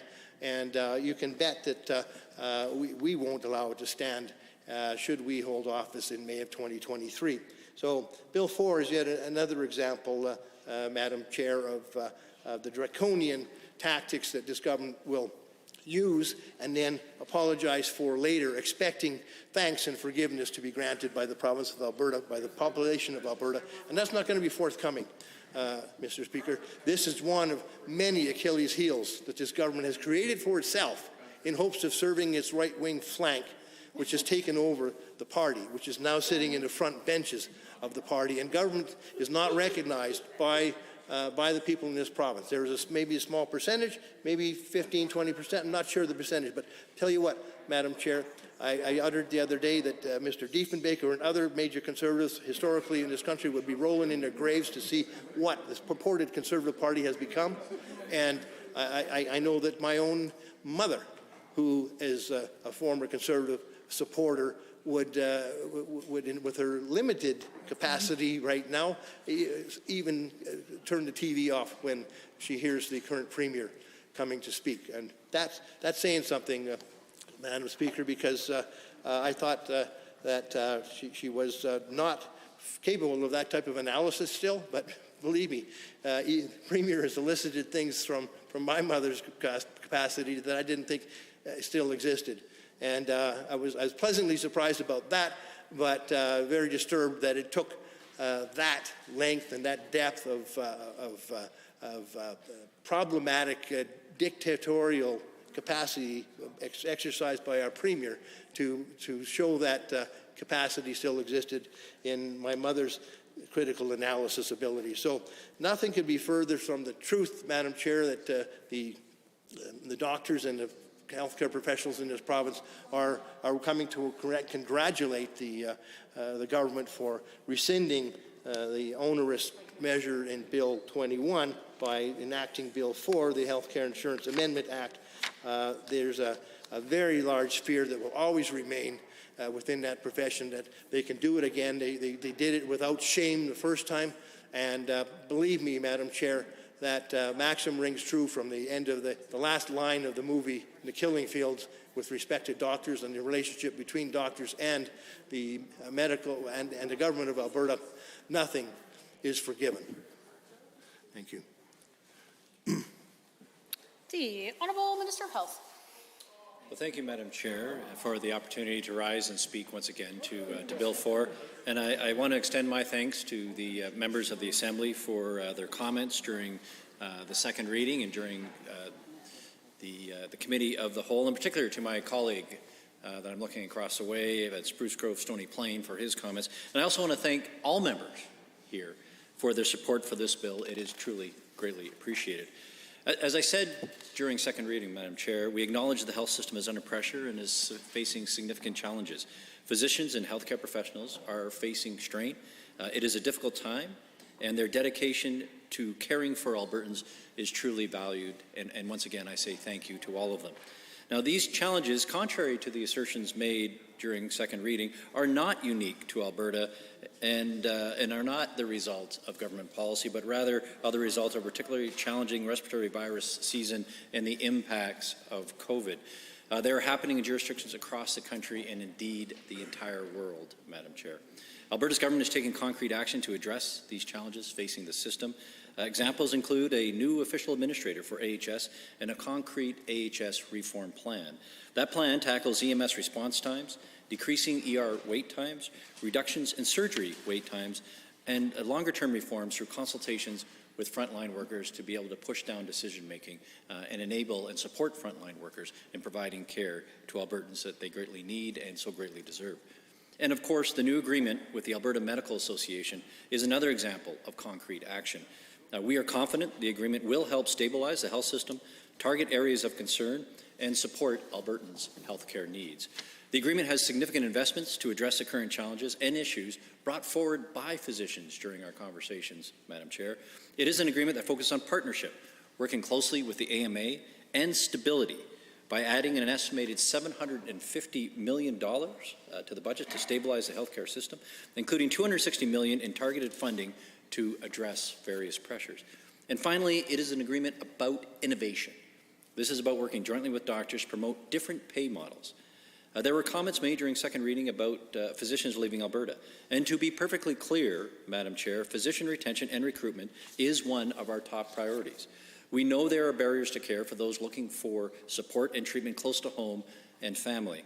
And we are committed to providing access to healthcare professionals, including physicians, no matter where Albertans live. The latest data from the Canadian Institute for Health Information shows that in the last 4 years, Albertans' physician supply grew by almost 4%, and the number of specialists grew by just under 10%. And according to the College of Physicians and Surgeons of Alberta, there was an increase of 176 physicians in Alberta at the end of September 2022 compared to the same period in 2021. Alberta performs more physician practice readiness assessments than any other jurisdiction in Canada, and the majority are for family medicine placements in rural Alberta. And according to the latest data from the Canadian Institute for Health Information, Alberta had the second highest proportion of foreign-trained physicians in the country in 2021 at just over 34%. But we know, we know there is more work to do, particularly to have the right number of doctors in the right places throughout our province. So we will continue to work to address these issues. Madam Chair, I also want to take a moment to address comments that members made during the second reading debate regarding the issue of trust. Since becoming Health Minister, one of my top priorities has been the relationship with physicians. I've listened to them, acknowledged the difficulties they're facing, as well as the challenges that we are facing collectively in our healthcare system. And I've committed to taking action to address these challenges. I was personally at the bargaining table, Madam Chair. I respect Albertans' physicians, full stop. We'll be working with the AMA as very close partners in the weeks and months ahead. And we will continue working together to implement the agreement to address other key issues related to physician compensation. Madam Chair, the bill before us is about following through on our promise to the AMA and to physicians, and it is a further step toward continuing an environment of partnership. It repeals Section 40.2 of the Alberta Healthcare Insurance Act. This section of the Act allows governments to terminate compensated related agreements, and if the bill is passed, the government's mechanism for terminating the new AMA agreement will be removed, as we committed to do in the agreement. The legislation is no longer required. There is now a defined term for the agreement and a process and timelines in place for negotiating and amending a successor agreement. Bill 4 also proposes a housekeeping amendment to update language in the Healthcare Insurance Act to reflect the updated title of the Minister of Justice. It was previously the Minister of Justice and Solicitor General. To conclude, Madam Chair, I want to thank Albertans' physicians and all healthcare providers for their tireless work and selfless commitment over the past few challenging years. Our government appreciates the tremendous contributions physicians make on the front line and the healthcare system each and every single day. Alberta's government is deeply appreciative of their critical role. Once again, I thank all members of this House for their support of Bill 4. And Madam Chair, thank you for the opportunity to speak once again. The Honourable Member for Calgary Mountain View. Thank you very much, Madam Chair. I'm pleased to have the opportunity to speak to this bill because what it does is reverse a decision that I think was one of the worst and most egregious things this government has done, and that list is a very long list. So this government is patting itself on the back, talking about upholding their commitment and ratifying a new agreement. But what about, Madam Chair, sorry? What about we made a mistake? What about we apologize? None of those words seem to be coming from the folks over there. And Madam Chair, they ought to apologize, because not only is this reversing a bad decision that they made, but they cannot reverse the damage the decision caused. Physicians take a long time to train. 4 years of undergrad, 4 years of medical school, internship, residency, they take a long time to train. You're looking at least a decade. And so those physicians that this bad decision on the behalf of the government has forced out of our province will take a very long time, Madam Chair, to replace. And Albertans are suffering. Albertans are suffering right now. There are tens of thousands of people in the city of Lethbridge alone without a family physician. Part of the problem with why our ERs and our paramedics are presently overwhelmed is because many people have no access to primary care. When people have no access to primary care, and let us be clear, the government's original decision to tear up that agreement was aimed at family physicians. It was aimed at primary care. There was no question. It was clear in their messaging. It was clear in their actions. And that decision has had huge impacts. And what happens when people don't have access to primary care, Madam Chair, is that they get sicker. And it costs more to treat them. It is worse for the individuals, it is worse for the system as a whole, and it is worse for the budget and the bottom line. It's worse in every conceivable way, Madam Chair.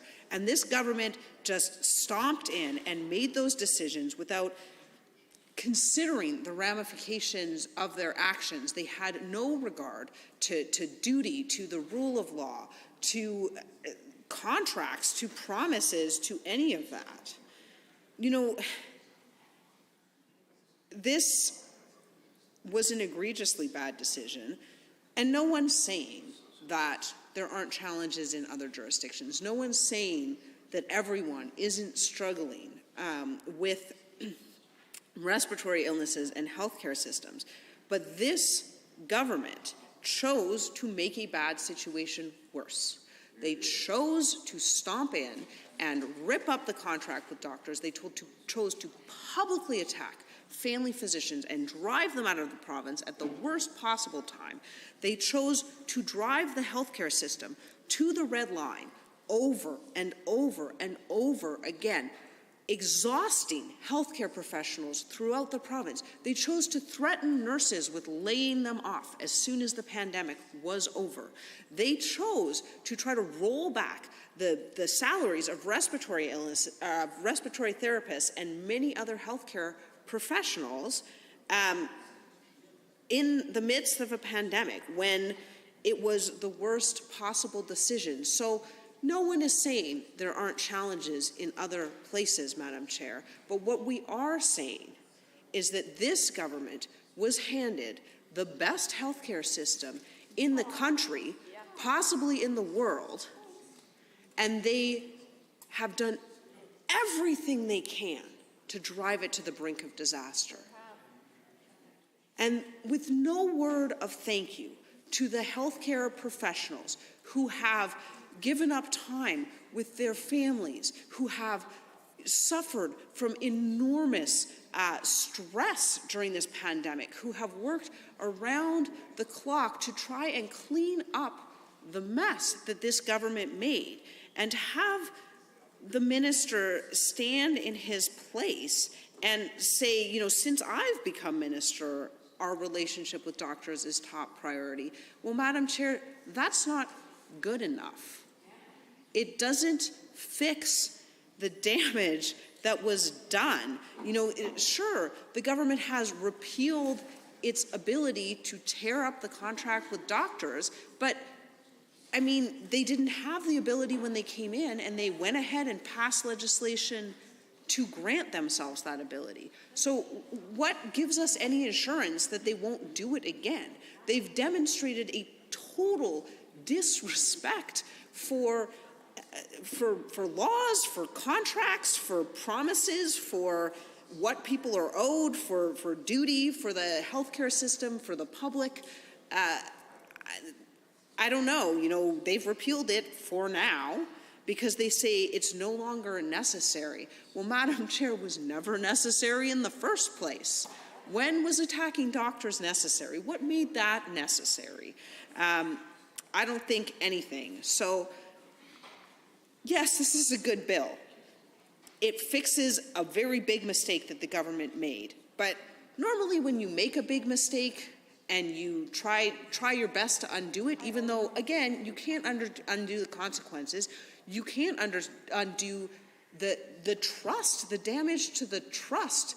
There was a contract in place. There was a promise. A contract is a promise to these positions, and this government went back on that promise. They broke that trust, and it doesn't just reappear. That's not how trust works. Once violated, it is very difficult to get back. And it doesn't undo the damage that tearing up the contract did. It doesn't undo the damage that this government had done. And worse still, you know, the government is undoing this one thing. Meanwhile, the fact that they pushed the system to the verge of collapse, no apology for that. No apology for this action. We have a premier now who won't even tell people to get their flu shot. In one of the worst flu seasons in recent memory, we have a premier who won't tell people to get their flu shots. We have a healthcare system that is overwhelmed and a government unwilling to do the least that they possibly can. So, sure, this is a good step. Congratulations to the government for reversing an atrociously bad decision. Congratulations. That's a little thing we call damning with faint praise.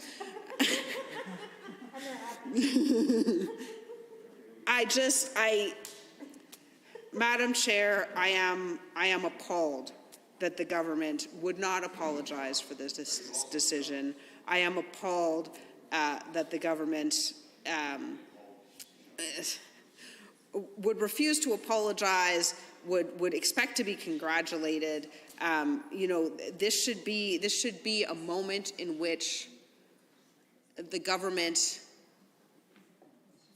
is willing to stand before the people of Alberta and admit that they made a mistake, that they were wrong, and apologize for it. At least they're reversing the decision, but the first step to rebuilding trust with the people of Alberta would be an apology, and I think that that is the least that this government could offer. I think that physicians are owed that apology, and I think that the damage that this government has done to our system will last for decades, and I think that that is extremely problematic, and that for that they owe an apology to every person in this province for the damage that they have caused. I think, Madam Chair, that I have made that point fairly clearly. At this point, I could go on at length, but I will leave it there. And Madam Chair, with that, I will adjourn debate. Having heard that motion to adjourn debate, all those in favour, please say aye. Aye. Any opposed, please say no. That is carried. We will now go to Bill 3, the Property Rights Statutes Amendment Act 2022. Are there members wishing to join the debate? The Honourable Member for Edmonton City Centre. Thank you, Madam Chair. I appreciate the opportunity to rise and speak to Bill 3, the Property Rights Amendment Act. I know that all the members of this House have been waiting with bated breath to hear from the member representing Edmonton's downtown on the question of property rights. I recognize, Madam Chair, this is not something that generally is an issue within Edmonton's downtown. This is certainly, I will say, this is something that I have heard from constituents about. Now, admittedly, not many, but it has been brought to my attention. For example, just recently, I was out at an event and I met a gentleman and we were talking. He said, hey, by the way, my dad is your constituent and I'd like to get him in touch with you because he has an issue on his property with an abandoned oil and gas well. Now, I recognize that's not specifically about the sorts of things we're talking about here in terms of adverse possession, but it is connected with the question of property rights. And indeed, I was able to help his father, who was having some trouble accessing the documents online to be able to file his application, to be able to make a claim about the neglect of the particular company that's responsible for the oil and gas well that's degrading on his property. His father living here in my constituency now, but of course still owning the property out in a rural area of the province. I am also aware of the impacts that these sorts of situations can have just through, of course, situations between landlords and tenants. I know that this has been something that's been exacerbated lately, particularly with the challenges around housing prices. And I remember recently reading a story online of a woman in Ontario who had used all of her savings to buy a property, a condominium that she was going to move into, a townhouse. And in buying it, discovered that there was a tenant living there that she had not known about who was refusing to leave the property. And this woman found herself in a situation where she's essentially living in her car while somebody illegally occupies her property while she waits to get through in Ontario, where their landlord-tenant dispute system is so badly backlogged. So I recognize the challenges that there can be when you run into these situations where you have somebody that is illegally occupying a property. And I know this has been quite a process. This is a question that's been debated for some time. Indeed, the current premier, the first time she was here in this House as leader of the official opposition and then a member of the government party after she crossed the floor. But before that part, she indeed was speaking quite a bit as a leader then of the Wild Rose Party about the issue of property rights in the province of Alberta. So this is something that's been going around for some time, and there's been a lot of consideration, and we've seen quite a process that has gone through to get us to having this bill in front of the House today. And indeed, I was taking the opportunity to review some of the history, and I was reading a blog post from Stella Varvis, who is with the Alberta Law Reform Institute, about some of their review that they did as part of the consultation. I believe this was around 2020. The blog post was published in August of last year, in 2021. And she talked about some of that review that they did, and indeed they went out and talked with Albertans, and approximately 87% of the folks that they surveyed agreed that adverse possession should be abolished in Alberta, so strong support.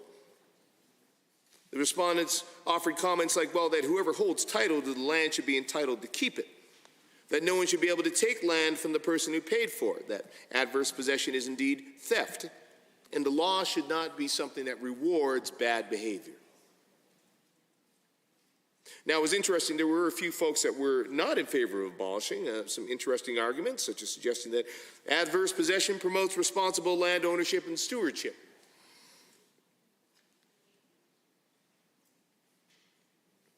Or suggesting that it's a good way to adjust property boundaries. I can't say I find much sympathy with that, Madam Chair. The idea that a property owner should have to regularly go out and inspect and make sure that nobody is squatting on their property, that nobody happens to have built a shack or taken over some other space or moved a fence and while they weren't looking, and therefore they should be punished by losing that portion of their property, that does not make sense to me. So certainly I'm happy, I think, to support this bill. This is a reasonable step to ensure that a property owner is not unduly punished or taken advantage of by a disingenuous actor.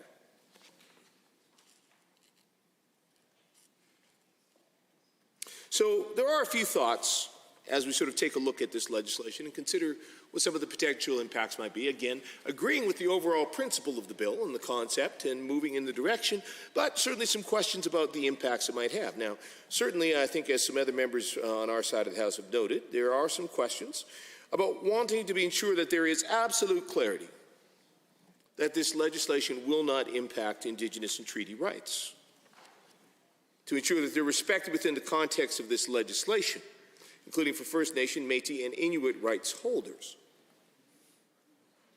Now, of course, as others have noted in debate today, Mr. Chair, just this morning we all awoke to find an article from staff from the government of Alberta, folks that worked in the Ministry of Indigenous Relations, who spoke out very clearly about an utter failure, in fact, a refusal on the part of the government to consult with First Nations on their signature piece of legislation, Bill 1, the Sovereignty Act. It's an egregious oversight, an intentional choice, Mr. Chair, to abrogate and ignore the duty to consult that this government knew it had, and the condescension that we have seen coming from this Premier as she tries to suggest that, well, it's not really a big deal. We'll talk to them after the fact. It's not really what's important to them. There's lots of other things. That flies directly in the face of reconciliation, Mr. Chair. And I'll be honest, I feel badly for the Indigenous Relations Minister, for the position that he's been put in by his own government and his own cabinet colleagues. And the utter disrespect that's been shown to First Nation leaders in the province of Alberta. And I don't care, Mr. Chair, how much this government talks about how they're going to, well, we'll make sure we'll give you more opportunity with oil and gas and we'll work on other things. The fact is, it is a fundamental step of disrespect coming from a government that is in that act declaring their own sovereignty and talking about their own rights and how they have to stand up to the overreach of Ottawa to then turn around and do exactly the same thing to First Nations leaders and First Nations in the province of Alberta. It's an insult, Mr. Chair. Which is why we want to ensure that with this bill, the government has indeed done due and proper consultation with First Nations, Métis and Inuit rights holders, and certainly looking for them to make clear on the record that their intent with respect to Indigenous right holders with respect to exercising the treaty rights and their traditional activities on the land, Mr. Chair. And it was interesting, actually, I listened to a podcast called Canada Land, and they cover a wide range of topics in this morning. They were talking about the creation of Wood Buffalo National Park and the process by which that land was, there's no other way to put it, stolen from the First Nations here in the province of Alberta. And there is unfortunately a long history of this kind of action by government. And not all in the past, as again we see with the Sovereignty Act, that same sort of arrogance and entitlement and disrespect still exists in government today. So certainly I think it's important that when we are bringing forward a piece of legislation like this, which indeed is doing a good thing, again to be clear, I support the principle of the legislation and the removal of adverse possession, but we will need to be absolutely sure that as we do that, there has been the proper consultation and that nothing in this act will in fact impact those treaty rights. So we certainly do have the question, and I apologize if perhaps during the debate when I have not been present in the House, if a member of government has stood, or perhaps the Minister of Indigenous Relations or the Minister of Justice has stood and explained what consultation took place with First Nations. But certainly I think that would be important to put on the record in this House.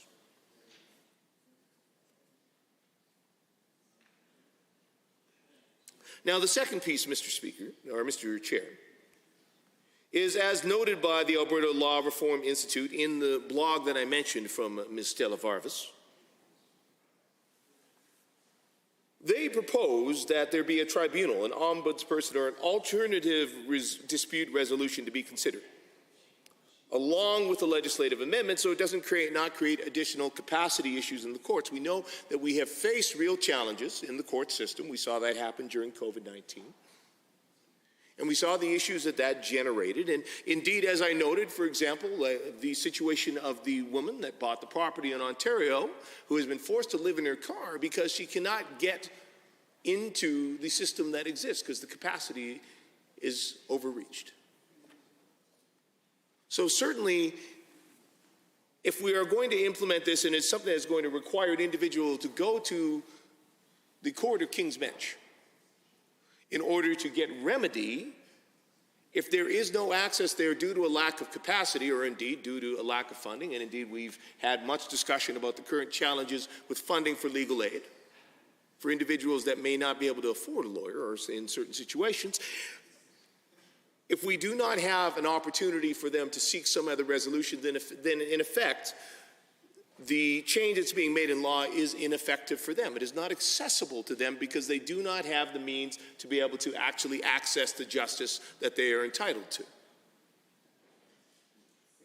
Now, certainly this is something we have discussed as well when it comes to issues with condominium boards. And indeed, that's something I still hear from my constituents about, Mr. Chair, because again, that is an incredible challenge and an incredible burden for individuals who are facing a situation with their condominium board and something that may in fact be unjust, but being forced to have to go through the court system and having no other option, facing a board that has much deeper pockets than they themselves do. Ironically, pockets that are funded by some of their own condo fees. It presents an incredible challenge and makes it very difficult for them to, in fact, obtain justice. And it's unfortunate that this government chose to put the brakes on that process and took that option off the table and have kind of left those folks hanging after a lot of promises and time invested to try to get there. So I think it's important as we consider this Property Rights Amendment Act that we consider whether or not the courts are going to be able to handle the additional capacity for individuals who may need to bring a case forward regarding adverse possession or trying to regain control of their property or evict someone that should not be there. So certainly, again, we saw the foot dragging, the resistance from the Minister of Justice as defense lawyers have fought to get changes on funding, to get the amounts that are due to them under legal aid that were committed and that this government has failed to live up to. So indeed, if we are going to add a lot of extra burden onto the court system at a time when we know we are still challenged for capacity, the question is, what is this government going to do? Is there going to be additional funding? Are there going to be additional steps? How is it going to move forward to ensure that this additional caseload, and again, it is right that individuals be able to pursue this justice and have that opportunity, but we need to have the capacity in the system for them to be able to do so.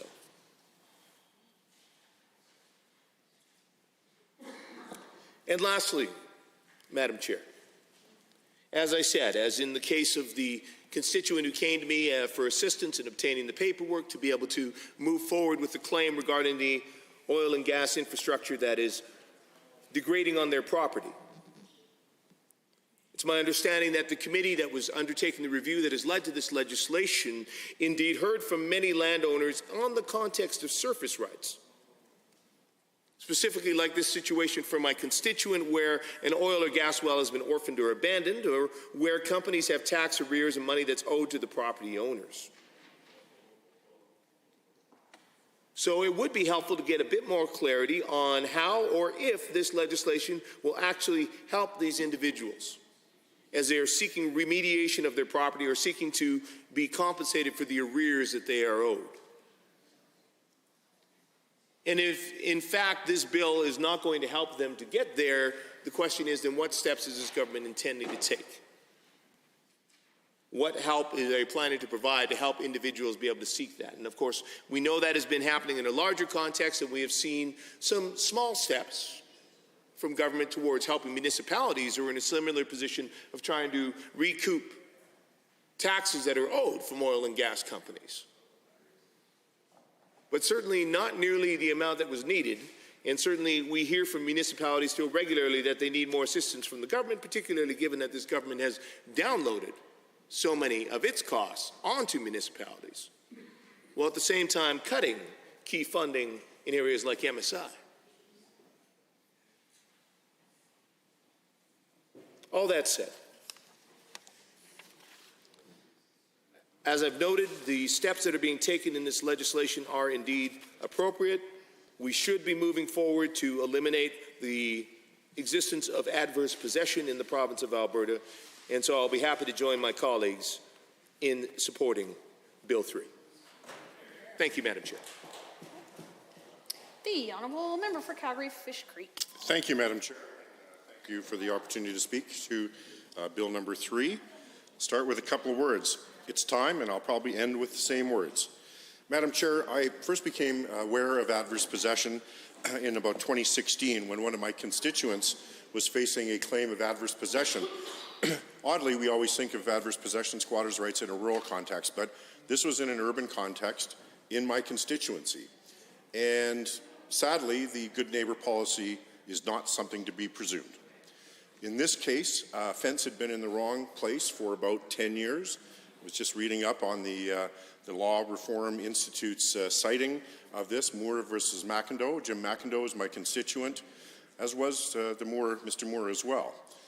But that fence had been in place. They knew it was in the wrong place for the 10 years plus a day. It's a little bit longer than that. And the person who claimed the adverse possession was not an easy neighbor. So hence they knew the fence was in the wrong place, but they left it in place. But when the fence was starting to become a little bit decrepit, they contacted the neighbor and said it's time to move that fence, to rebuild it, which they would pay the half cost of, and to put it in the appropriate place. Shortly thereafter, they received a claim of adverse possession against about 800 square feet of his land, which then resulted in my getting involved with that. That was in 2016.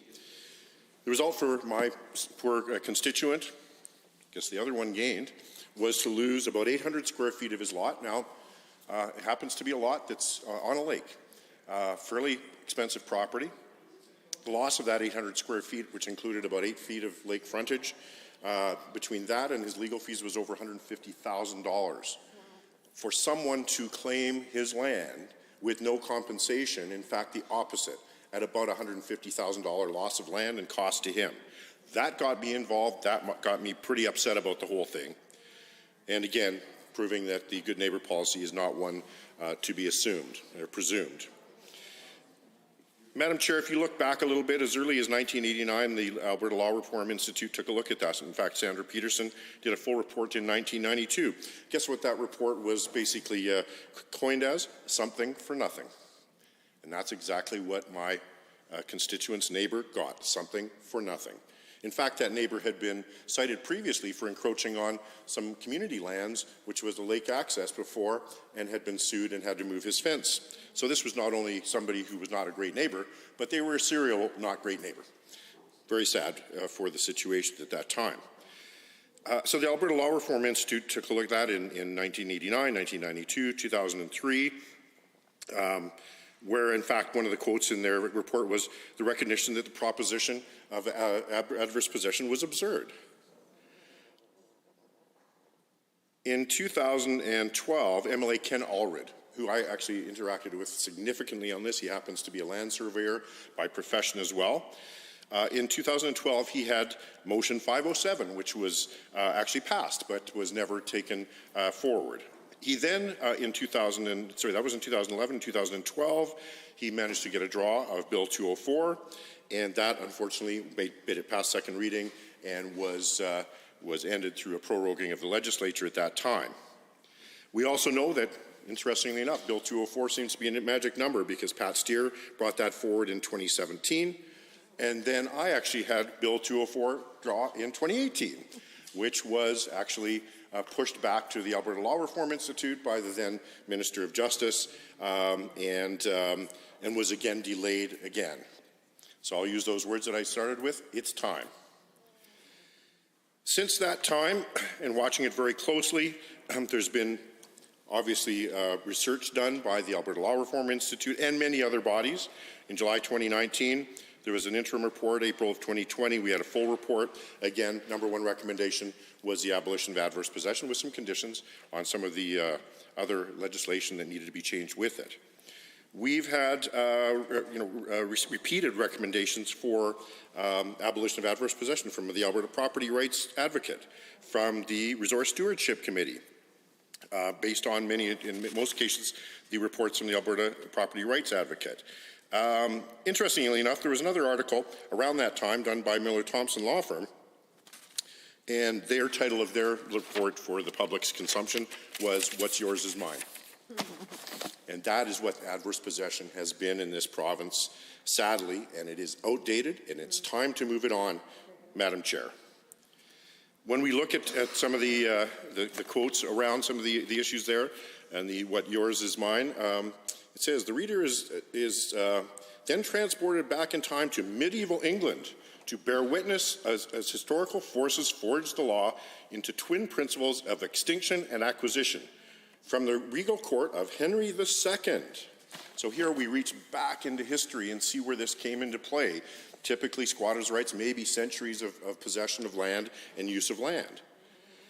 But, Madam Chair, we're now in a time where it is time to move forward with this. And I thank the Minister of Justice for bringing this forward after repeated attempts, a couple of those during a previous government who punted it off to review, to committee, back to the ALRI, when it was very clear to us that there was a risk. And my constituent, Jim McIndoe, continually called me and said, "Richard, when are you going to stop this happening to one of my neighbors, one of your constituents?"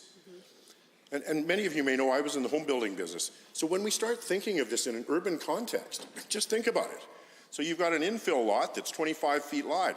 The fence on one side goes a little bit short, 6 inches back into the wrong side, and the one on the other side goes for 10 years. You get adverse possession claims on both sides. Now the people have a 24-foot lot and they don't meet setbacks anymore. So legally, the city could come and say, your lot doesn't reach setbacks anymore, tear the house down. This is a time bomb waiting to hit us in the urban environment. We think of it in a rural environment, but if it hits somewhere and people don't, the fence goes in, where do fences usually go? You pull the old posts out, you put the new ones back in the same hole because it's the easiest thing to do. It goes decade after decade after decade in communities. How often do they call a surveyor and say, could you make sure we're right on the center of the line? It doesn't happen. But it can be, as we found out in this situation, that a neighbor who is maybe not exercising the good neighbor policy says, thanks, it's mine, I'll take it, with zero compensation. Then they have to go to the city and they actually have to have a subdivision appeal, which shouldn't be allowed. He said to me, well, if they can take like 8 feet of my land and 1.5 feet at the front off, maybe I should just split my land into two, sell them for $2 million a lot, and we'll build a couple of nice condos on this spot on the lake. So it gets from the ridiculous to the absurd, Madam Chair. It is past time. I'm appreciative of the work done by the Minister of Justice to finally take this and put it to paper. I know that MLA Ken Allred is there cheering us on to get this done once and for all. He and I have been talking almost consistently since 2016 when I first became aware of this. All the fits and starts of trying to get this passed, and we're finally there. This was also a commitment because we approached the 2019 election, and this was still a festering part of what we needed to get done to protect Albertans and their property rights. And that is on the 2019 UCP platform. And guess what? We're going to get this done before the next election. We're going to keep checking off the check boxes on that platform and deliver to Albertans what we said we would deliver. And that's going to be property rights for Albertans and the protection in one of the best land registration systems on this planet. And we have that to back this up, to protect your property, protect my property, to protect my constituents and all of our constituents' property. So, Madam Chair, now is the time. It's time for us to get this done, for us to quit delaying, for us to quit punting it down the road, and to pass this legislation. I'll be voting for it. I hope everybody else in this chamber will do so as well. Thank you. Are there others? The Honourable Member for Edmonton Meadows. Thank you, Madam Chair. It's my pleasure to rise in the House to speak to Bill Property Rights Amendment Act, Bill 3, Property Rights Amendment Act. Absentee landlord or adverse possessions. I was actually searching before actually speaking to this bill. I was searching the information and looking at the context, like why these bills were in place. So it goes back to centuries, as my friend actually, a member from across the aisles actually tried to give some examples from the Britain and other European countries.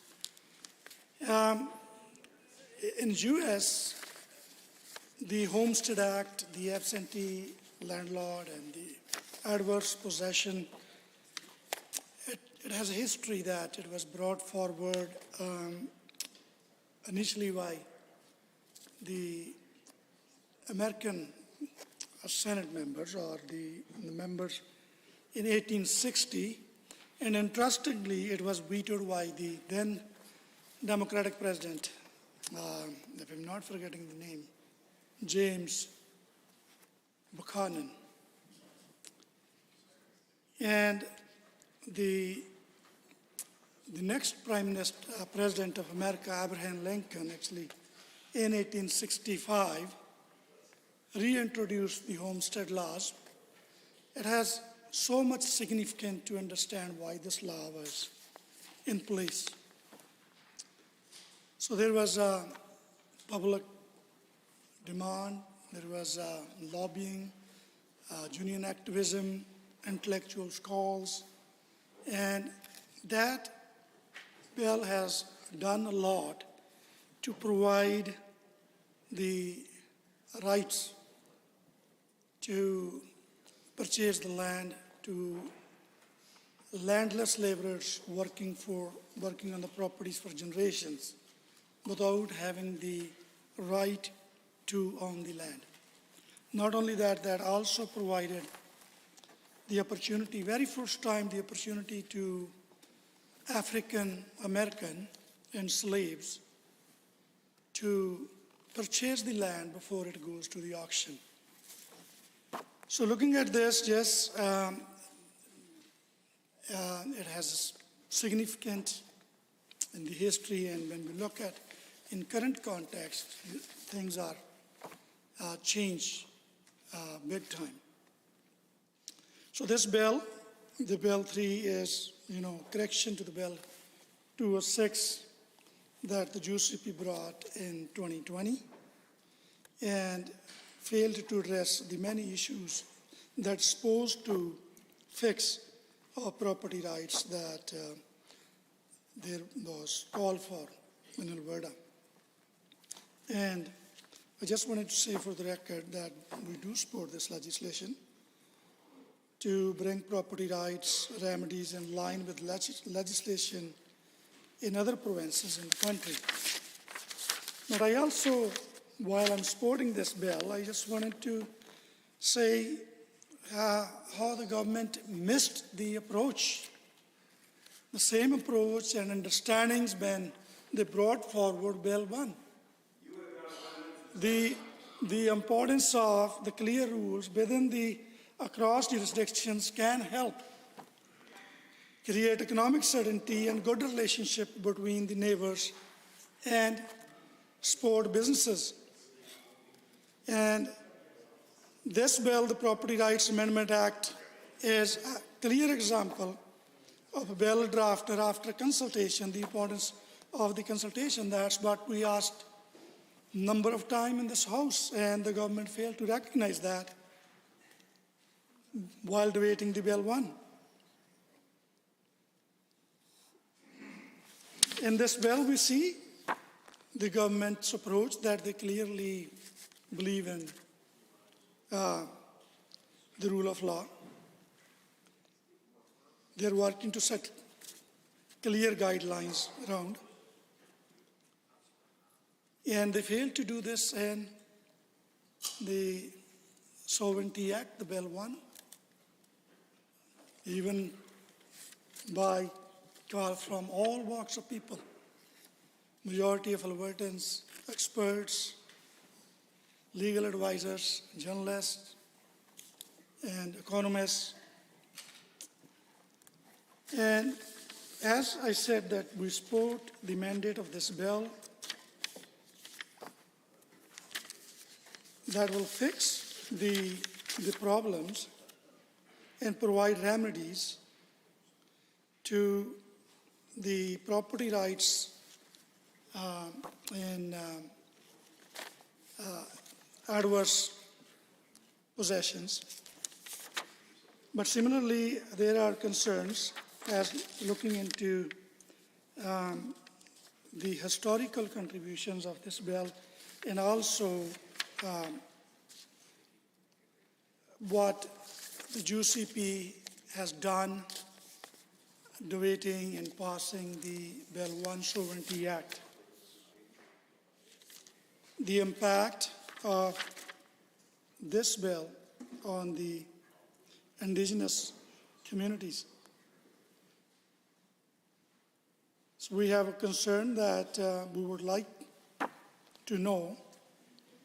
This assembly needs to make sure that indigenous and treaty rights are to be respected within the context of this proposed legislation, including for nations, First Nations, Métis, Inuits, right holders. And the government need to make it clear on the record in this House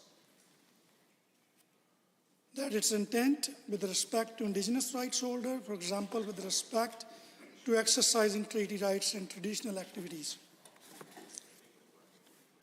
And we know this bill is a result of the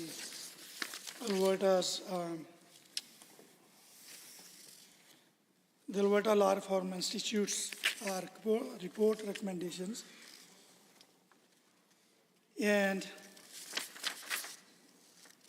And we also see this, in this report that the consultation was mostly feedback coming from the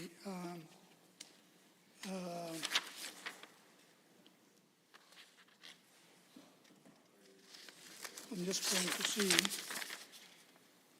So most probably the landowners in the context of surface right. So the people basically who participated specifically were related to oil and gas wells, the wells that have been orphaned or abandoned. And also where companies have tax areas, money out to property owners. So these are my very important question. I would like to see in next, opportunity to debate this bill. I would be happy to see the government, the minister or any government member answering these concerns that if the indigenous nations were consulted on this bill or not, and their treaty rights are respected in this. These are very important concerns. I think the government house members in the next time when we have the opportunity to debate this bill would answer some of those questions I have raised in this house. Thank you. Are there others to join the debate? Bill 3. I will decide when the question is called. I will call the question. Bill 3. On the Bill 3, the Property Rights Statute Amendment Act 2022, on the clauses of the bill, are you agreed? Any opposed? Carried. On title and preamble, are you agreed? Any opposed? It's carried. Shall the bill be reported? Are you agreed? Any opposed? That is carried. The Honourable Government House Leader. Thank you, Madam Chair. I move that the committee rise and report progress on Bill 3 and report progress on Bill 4 and report Bill 3. Having heard the motion to report progress on Bill 4 and report on Bill 3, all those in favor, please say aye. Aye. Any opposed, please say no. That is carried.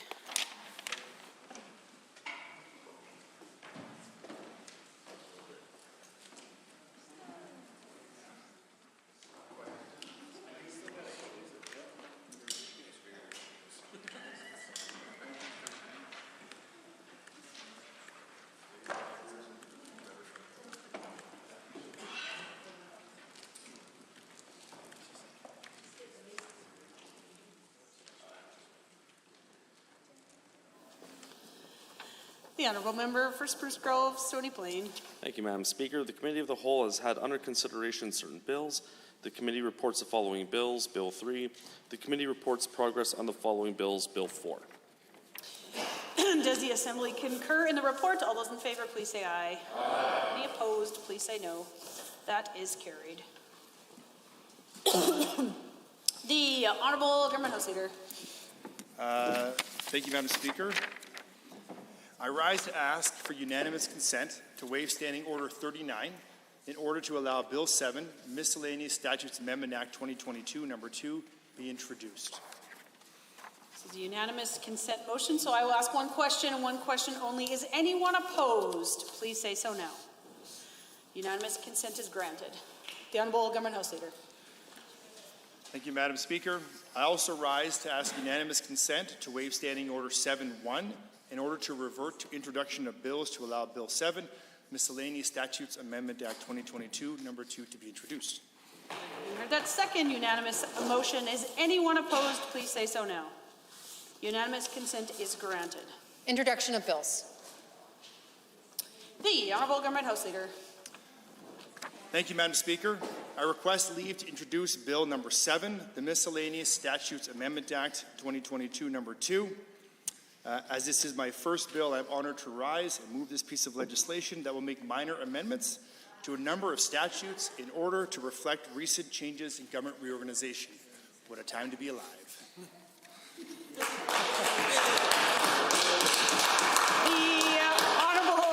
House Leader has moved first reading of Bill 7, the Miscellaneous Statutes Amendment Act 2022, Number 2. Those in favour of the motion for first reading, please say aye. Aye. Any opposed, please say no. So carried. Bill 7, Miscellaneous Statutes Amendment Act 2022, Number 2 is now read a first time. The Honourable Government House Leader. Thank you, Madam Speaker. I move that the Assembly be adjourned until 1:30 p.m. tomorrow, Tuesday, December 13th, 2022. Having heard that motion, all those in favour, please say aye. Aye. Any opposed, please say no. No. So carried. House stands adjourned until 1:30 tomorrow.